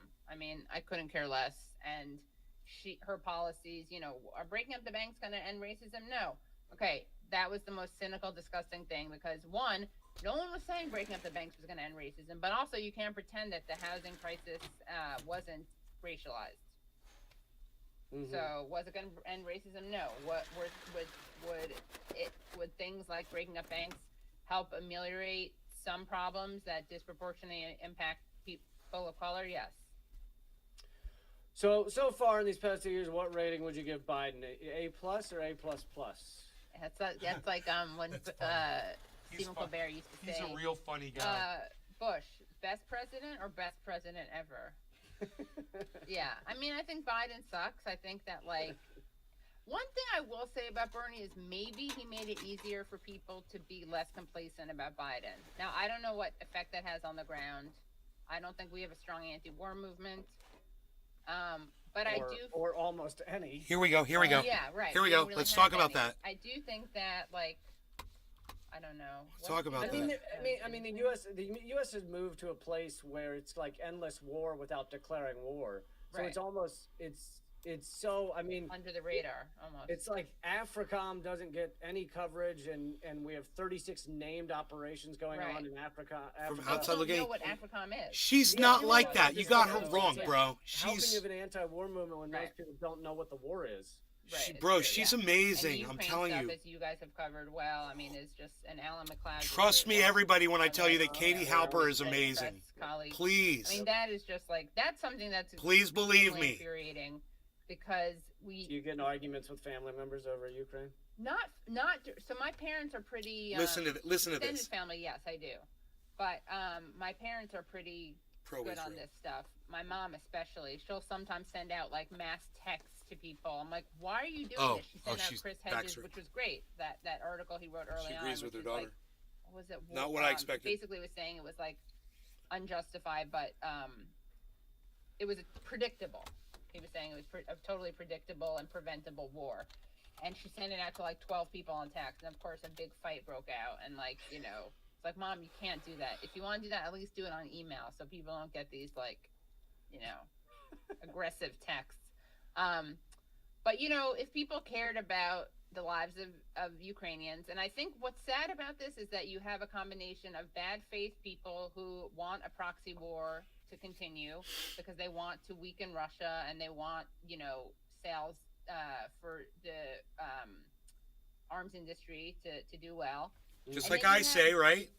Good faith people who just hear the PR and really think that Putin is a Hitler and we have to defend Ukrainians, and that what we're doing is for the sake of civilians. And of course, if you know anything about the way that this war broke out, you know anything about the way that it was preventable, that it was provoked, or you just look at the way that Boris Johnson, and clearly he doesn't do anything without the U.S. is okay, but Boris Johnson told Zelensky not to negotiate. I'm going to go out there and hear how loud it is So now. look at the way Back the United in States. April. Yeah, back in April. If you care about Ukrainian lives, you want this war to come to an end. And the fact that they prioritize extending the war should tell you everything you need to know about whether or not the lives of Ukrainians is what's actually important. Yeah. That's the thing I found most infuriating. Is it's like the people claiming to care about Ukrainian lives are actually supporting the side that is essentially saying just keep this going forever. Yeah, they're extending the war, and it is frustrating because it's like people's empathy is being and ignorance is being preyed on, and you know, of course, then there's the other thing about, well, where are your Palestinian flags? I mean, that's something that the Right. United States has a direct hand in. But Or of your course- Yemen flags. or your Yemen flags, right? Yeah, No yeah. flags. I mean, so, and it's also frustrating because it's hard to explain. You have to really sit someone down and be like, okay, here's the I said all history flags of are bad. Russia and the United States, the Soviet Union, starting at the fall of the Soviet Union. Here are the promises we made. Here's what NATO really does. It's not an easy narrative, but I think that the Hitlerification of Putin is extremely dangerous because the takeaway from that, and you see people saying this out loud, he's worse than Hitler. You see Michael McFaul saying this on MSNBC and saying that Hitler at least didn't kill, what did he say? Like, Yep. didn't kill No, Germans. Rachel Maddow's own Twitter said Yeah. that Spider Hitler didn't 77 kill and his own gods. people or Yep, we something. fight Kill over Germans, flags Germans, and gods. Germans, He or ethnic he didn't kill Germans, which is acting like Jews weren't We're German. not Germans. Yeah. Yeah. I mean, it was insane. And but the real takeaway of the Hitlerification of Putin is that you can't negotiate, right? Because the takeaway from World War II is that we were naive or Neville Chamberlain was naive. Now, I actually talked about this with Jeffrey Sachs. You're on my not a show. MAGA This is communist. I probably shouldn't have said this, but the truth is, you do try to negotiate first. That's not the problem. It's just that then if it doesn't work, you can't negotiate. But I'm a non-voting independent the progressive. reason people love saying that is I because vote locally. they want it to look like sitting down with Putin is an impossibility. Right. And that's very dangerous because obviously all wars end through negotiation. Yep. At some point. Yeah. So it's just a question of how many people are going to die before that happens. Yeah, and the U.S. is fine with fighting Russia. Last time I voted was I wrote for a president. I wrote in Bernie Sanders. But I always remind people that even former CIA directors. I hadn't voted in the last two presidential elections. Proxy war. Right, and the head of William Burns, who's the head of the CIA. Remember, I got my ballots up on the wall in California. WikiLeaks, like we can't do these things. You guys remember that? Have them feel like NATO's on proudly the borders, displayed. all these things that could have been prevented. And you don't have to like Putin. Two but I'm unopened sorry, presidential ballots. He's not. No, proudly displayed. You can say you're opposed to the invasion, as I am, because I'm Yeah. anti-war. But Sure. but he's doing something very strategic for years Russian in that security. house. I mean, yeah, and I don't like he leans into homophobia. I think that's awful. But again, I just don't want dead Ukrainians. And he's not an irrational actor. You can disagree with him on a lot of things and still know that the way that you end wars is by bringing people to the table. And people are like, he's a bully. I'm like, okay, he's a bully on what? What do you want to do about it? Let him bully more? As if the U.S. doesn't bully I know, people. I know. That's our lane. That's our lane. Exactly. I think we're feeling we're triggered. We're feeling insecure. Yeah. In these last 5 minutes, do you have any predictions for this coming 2 years of nonstop presidential campaigning garbage? Oh my God, no! I have no idea. What do you think? You think anyone's going to challenge him? Challenge Trump, you mean?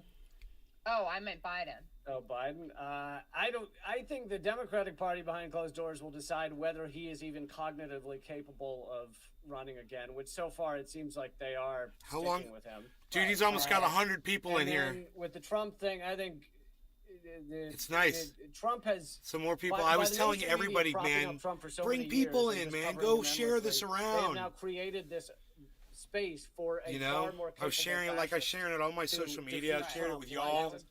You guys want to share it again?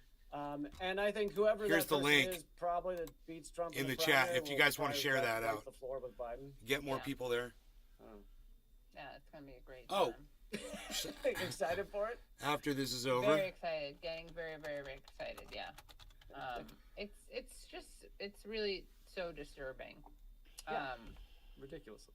Yeah. All right. Well, I really appreciate having you on here. Thanks for chatting with me, and of course. I hope you keep doing great work. And we're going to talk you. And you too. Soon. Remind it was a great discussion. At youtube.com/The Katie Halper Show, you can get extended exclusive content at patreon.com/The Katie Halper Show. We have some really great content there. Extended interview with Vijay Prashad where he talks about Democracy Now. What else? KT Helps on Twitter and Instagram. That's letter K, letter T, HALPS. Also Useful Idiots and usefulidiots.substack.com. Please do subscribe. It's a free way to support my work. Just subscribe to youtube.com/The Katie Halper Show. Catch it live every Tuesday at 7 p.m. EST. I'm also on Callin, so that's a fun way to interact. I think that's about it, right? Cool. Thanks a lot, Katie. Thank you. Talk to you soon. Bye. Bye. Katie's awesome. All right, everybody. You have no idea. Halper, thank you so much. You have no idea. So, just trust me. With Katie's work, we are completely independent. This is a Mint Press project, but it's funded by people like you. So please join at patreon.com/behind the headlines. Join up there. You can also find all of this, and hopefully you'll subscribe at youtube.com/behind the headlines. Behind the Headlines is the video platform that Mint Press has created. So that's what that name is, if you were wondering. Hope you hit subscribe and hit the bell so that you find out about these. I do 2 interviews a week. Tomorrow, assuming no glitches, no problems arise, I will be showing it's the first time it will be airing, my live interview It with says error, try John again. Shipton, Julian Assange's father. And I will, after that, be talking live to Kevin Gastola, the reporter who has covered. It didn't let me say Assange, Lowell. Every single day. He's done it immensely well, if that's an expression. And he's been in the court many times. So first half will be John Shipton, Julian Assange's father. Second half will be Kevin Gastola. So that will be tomorrow, Friday at noon Eastern. So come join me then. YouTube.com/Behind the Headlines. And I will see you soon. Keep fighting. That was awesome. If the chat stays on, I'll tell them they can come by.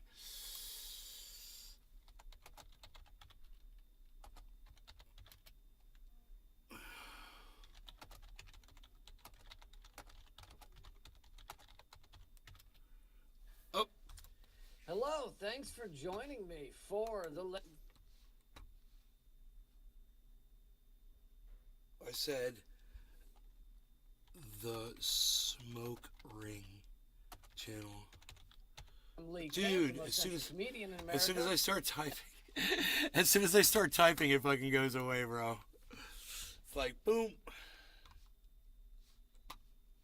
Allegation against Dolly Parton have been confirmed. She's using our new medicine that makes her look like she's 91 years old instead of 95.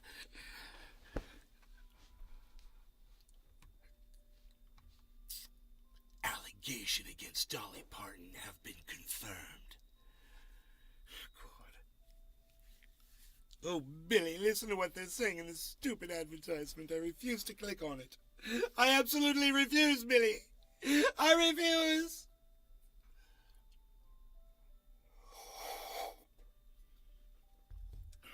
What sort of skin cream might they be pushing?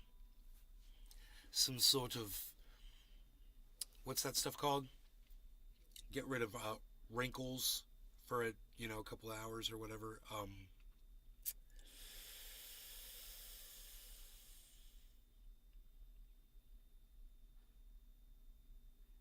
I forgot.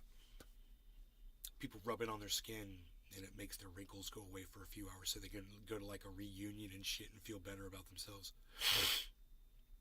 For a few hours, and it's like Cinderella.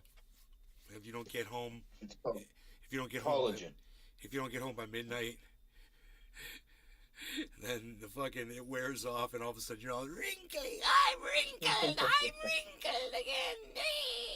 I'm all wrinkled again. I've got this bull-packed man. Oh, that's my phone dinging. Why is it ringing?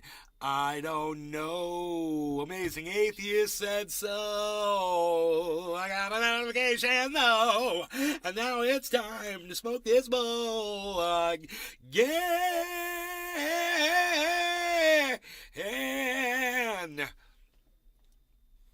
I'm gonna smoke this bowl again. I'm gonna smoke this bowl again. I'm gonna smoke this bowl again. I can just barely keep that up because it is just so good. I'm gonna smoke this bowl again. I'm gonna smoke this bowl again. I'm gonna smoke this bowl again. Yeah, I'm gonna smoke this bowl. Here we go. I'm gonna smoke this bowl again. Why? I'm gonna smoke this bowl. You know it. I'm gonna smoke. Is it packed? I'm gonna smoke. Eating a grape. I can't sing while I'm eating a grape. So.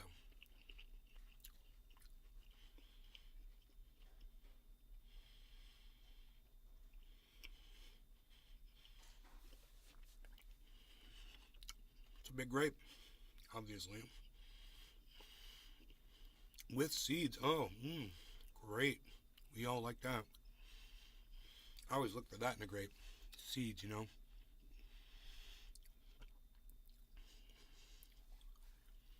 I'm gonna smoke this bowl again. I'm gonna smoke this bowl again. I'm gonna smoke this bowl again. I'm gonna smoke this bowl again. Yeah, I'm gonna smoke. Is it packed? I'm gonna smoke it. Yes, it is. I'm gonna smoke this bowl Get a lighter. I'm going to smoke this bowl. Let's go. There you go. Kevin Anderson. Yo, this dab's for you too, bro. Yo, cheers, everybody. No lower regarding cannabis. Cheers, Jiminy. Cheers. Cheers, everybody on the Rumble. That's nobody that's typing yet. Cheers, Kevin Anderson. Billy Ballantyne on the chat. Cheers, everybody. Cheers.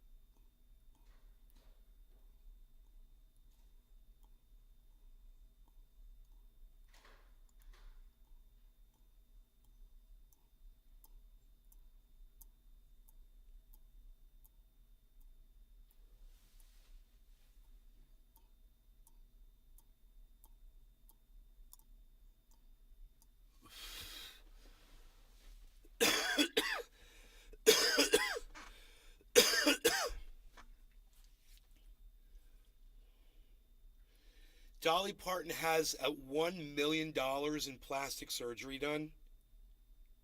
My goodness. Yeah. Oh my Grammy. I just saw her on Reba, and she looked pretty old. Now, that was years ago. That show, Reba, right? Okay, Google. What years did Reba come out? According to Wikipedia, Reba is an American television sitcom starring Reba McEntire that aired from October 5, 2001 to February 18, 2007. The series originally premiered on the WB, She was where it all... aired for 5 seasons, with Jesus the 6th Christ. season airing on the CW. She was already looking pretty old. She was, in the part she was playing on there, she was supposed to be old, you know?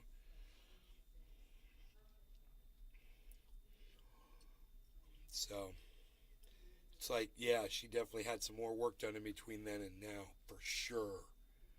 For sure. It's like Shake on Aqua Teen Hunger Force. You know, constantly having to get like something pumped into you, you know? Someone received my payment. What are you talking about? I don't know. Oh, that's good. Okay, good. That's good. We want that. We like that. We like it. We like it.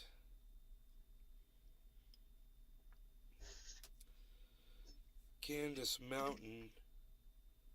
She put up a video, 10 financial predictions 2023. Hell yeah, go check that out. Candace Mountain, friend of the show. What else we got here? This guy says, stop complaining, idiots. It looks like Warren Buffett.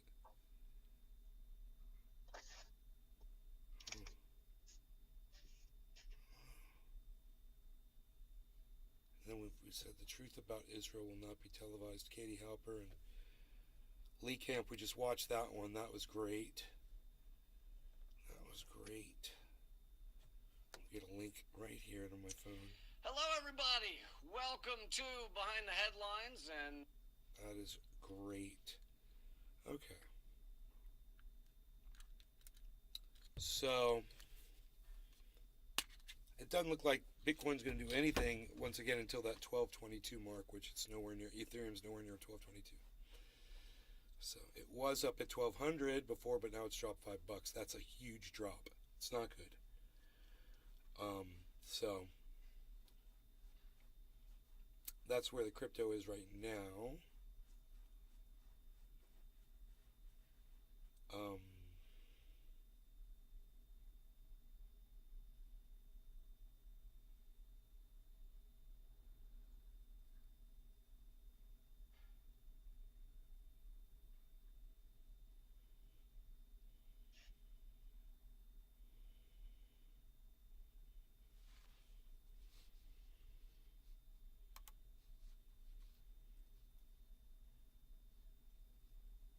Oh, yeah, bro. Where's David Campione at? David Campione. Yoni.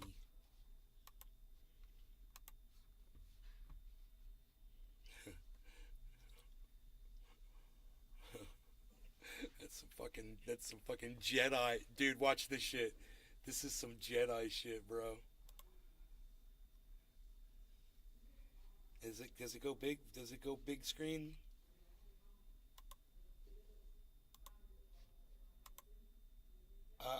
Dude. I don't know how to make it big screen. Oh, here we go. Got it.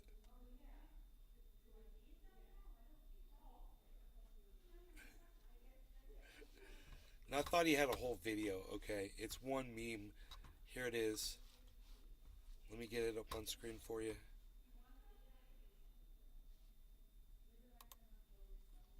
It says, Neo, what are you trying to tell me? That I can dodge chairs? Morpheus, no, Neo. I'm trying to tell you that when you're ready, you won't have to. Look how the chair just bounces off of her magically, bro. She's awesome. It's like, those chairs must be made out of just the lightest plastic.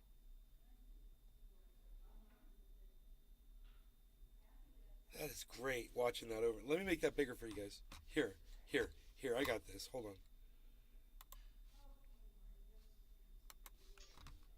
Let's just get this, like, you know, just full on. I want that full on, you know.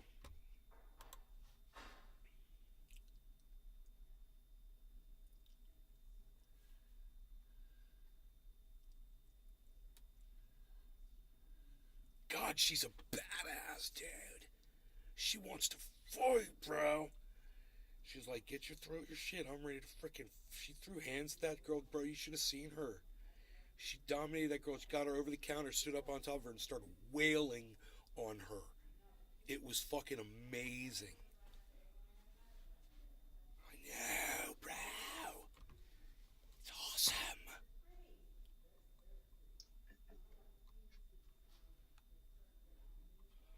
I wonder if they have the whole video in this thread.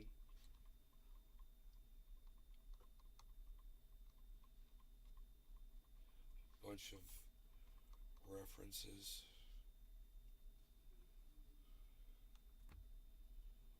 Man throws chair.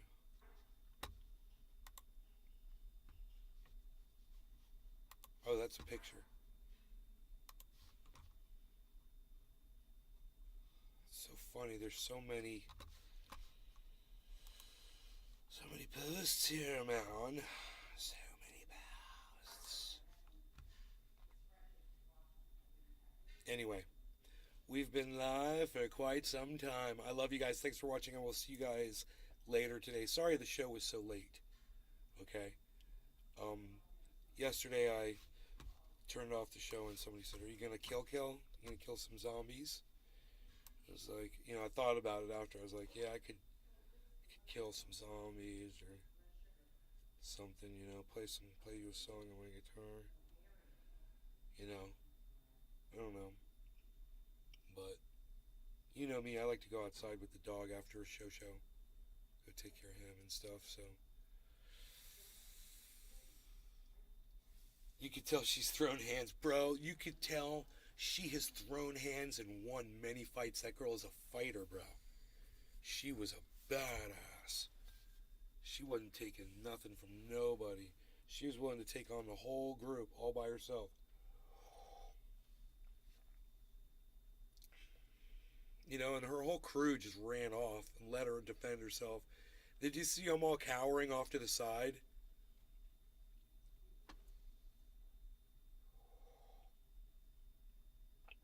She's a hero, I say.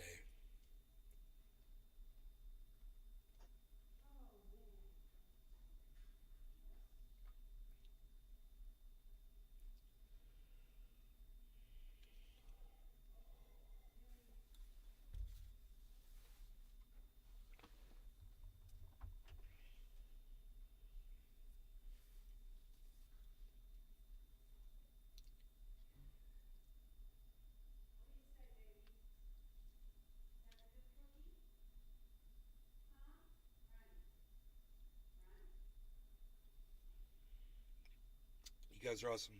Love y'all. Josh G says hashtag keep it open. I'll play you a song on my guitar, okay? How about that?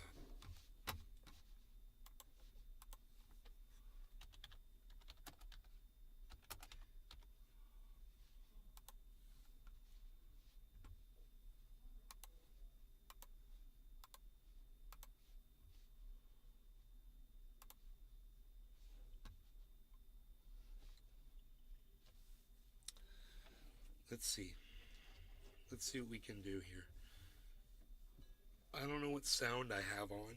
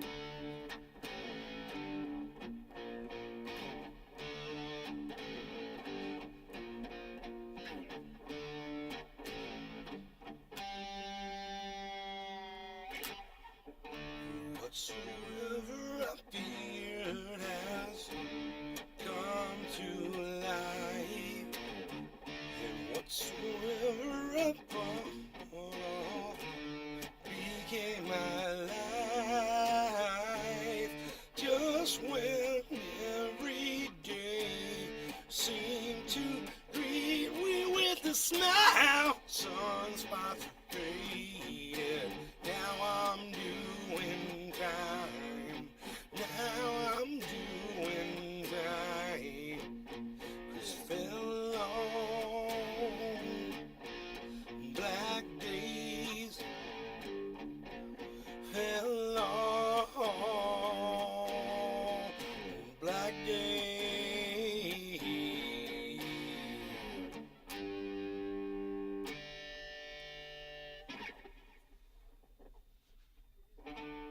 Whenever I've cured, I'm sick now. And whosoever I pray, oh, I put you down. Searchlight, so they say, but I can't see in the night. I'm only faking when I get it right. When I get it right, I belong. Black days, I fell on black days. How would I know that would be my fate? How would I know this would be my fate?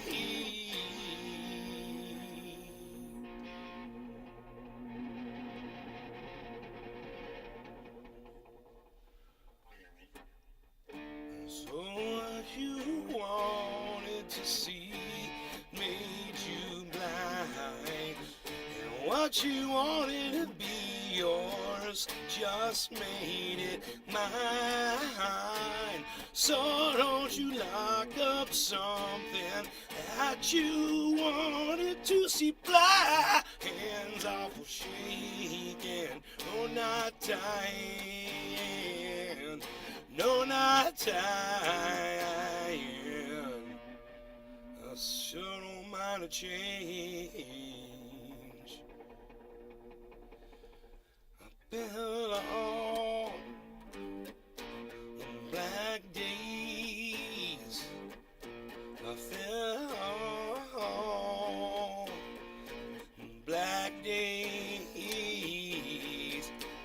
How would I know that this could be my fate? How would I know this could be my fate? Sure don't mind a change.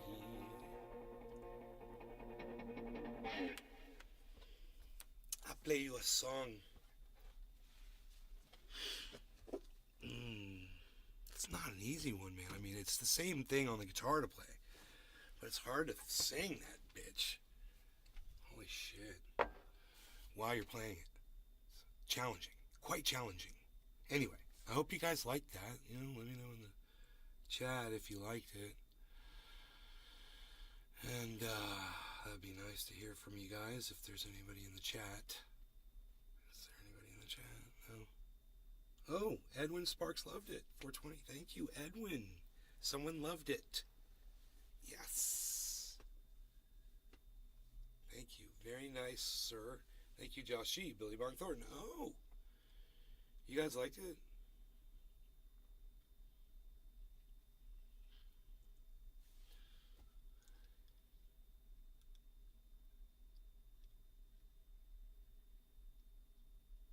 You always like when I play? Oh, thanks.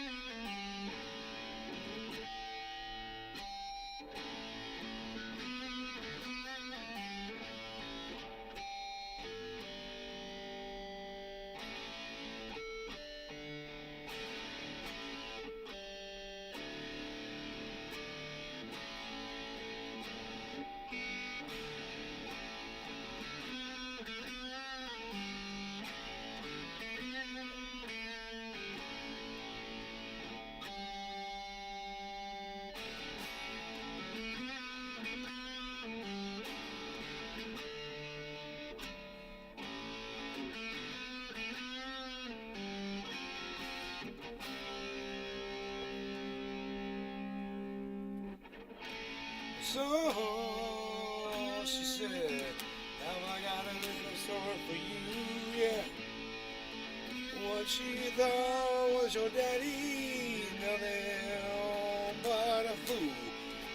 While she was sitting home alone at age 13, your real daddy was dying.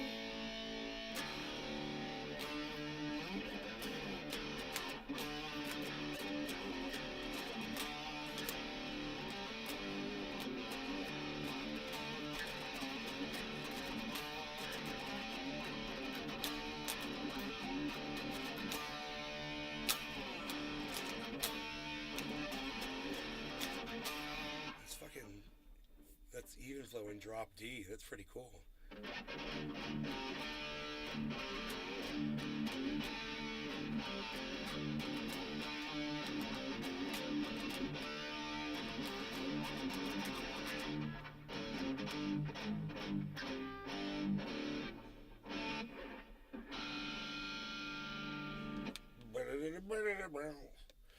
Train, train, take me on out of this town. Train, train, take me on out of this town. You know that midnight train, man.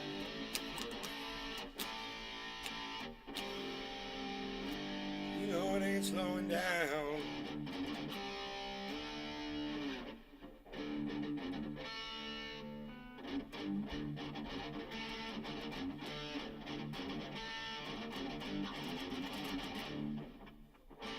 Ah.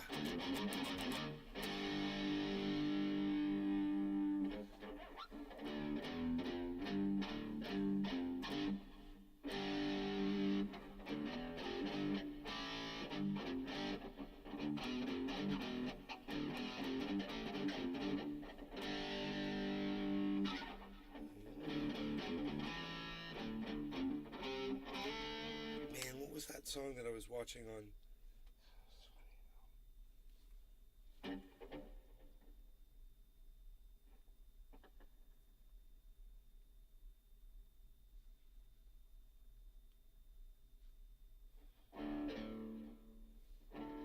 This is all drop D.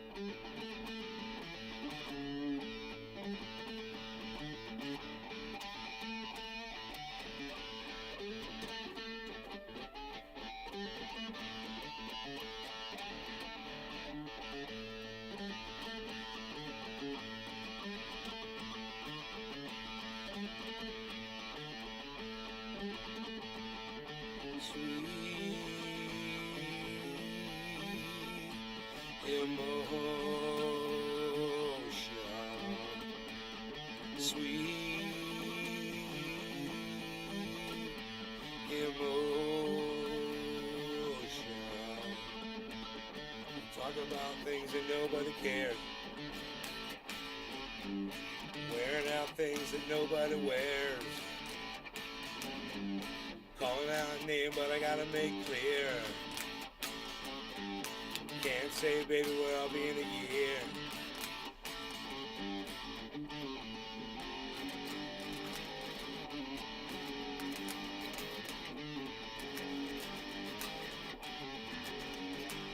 Some sweet talking mama with a face like a jet. Get up and go, must have got up and went. Got good news, she's a real good liar. With the backstage loving, set your pants on fire. Yes, you do.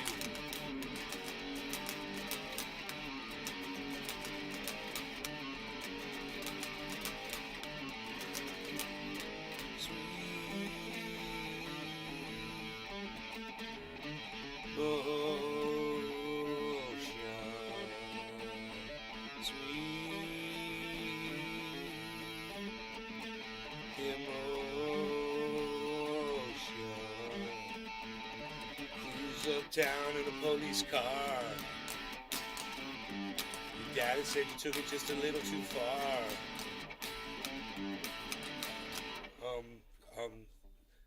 I don't know.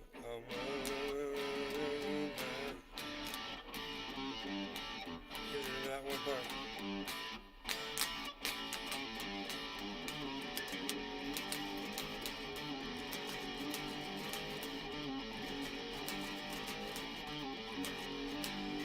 Standing out front, just shaking your ass.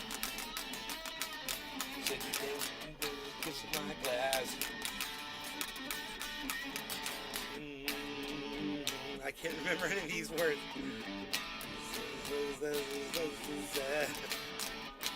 Yes, you do.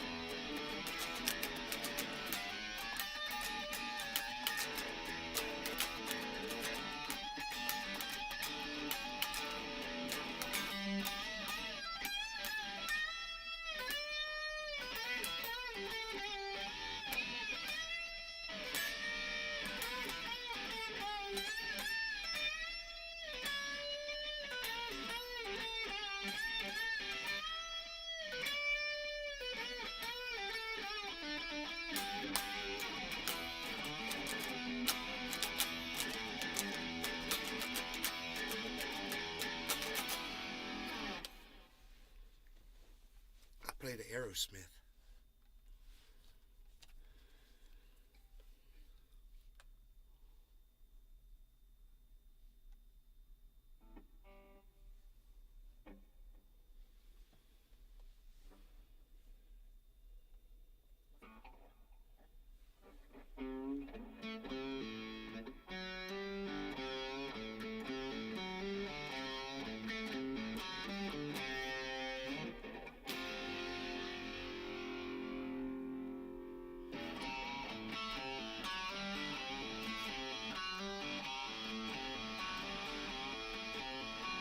Back when King was able, way before the stable, lightning came right down from the sky. A mothership said, hey, let's just give it a try.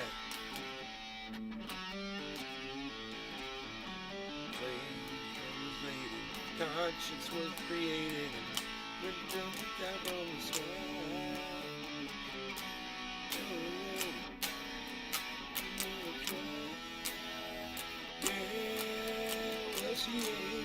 Yeah, never knowing wrong from right.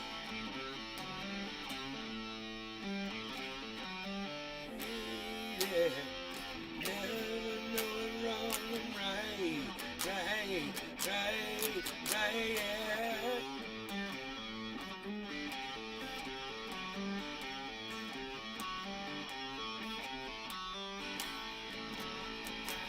That's a rockin' song, dude. That's a really good song. Love it. And I can't play it that good, but it's good.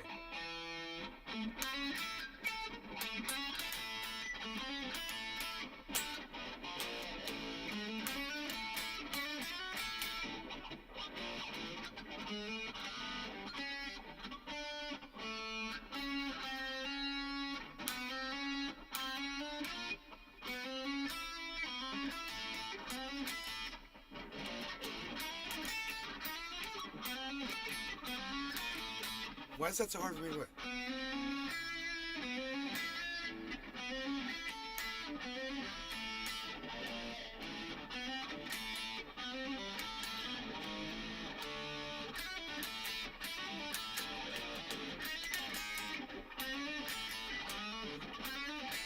Wow. I'm so embarrassed I can't play this.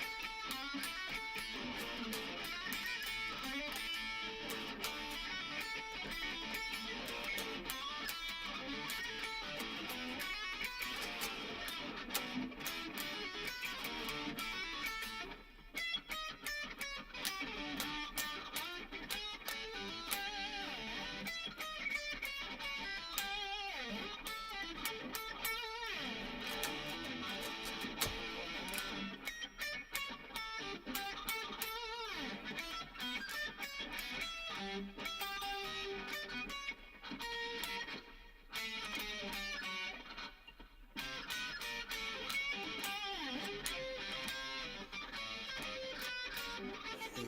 gonna fucking spice that up a little bit.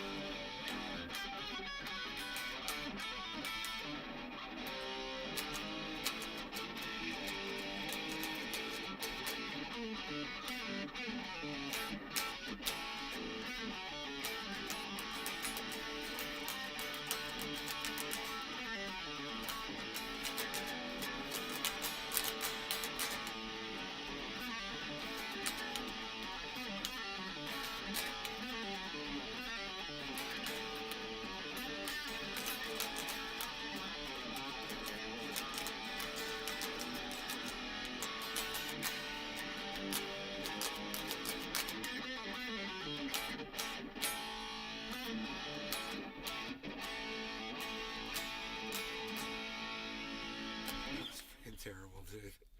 I'm just murdering shit with my guitar.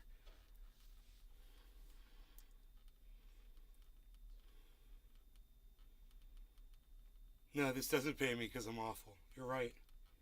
Cheeseburger Steve is correct.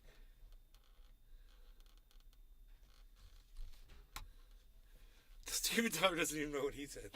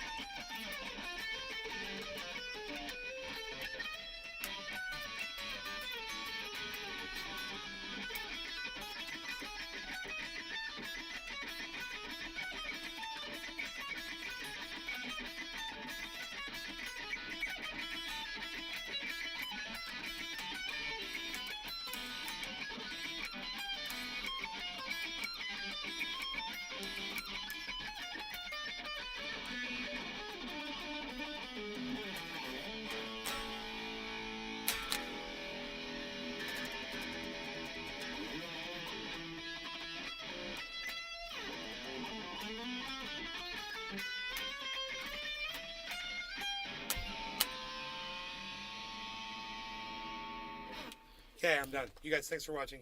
I will see you on the next one. Love you guys. Bye. I'm at Nays Garden on Twitter. I'll see you guys there.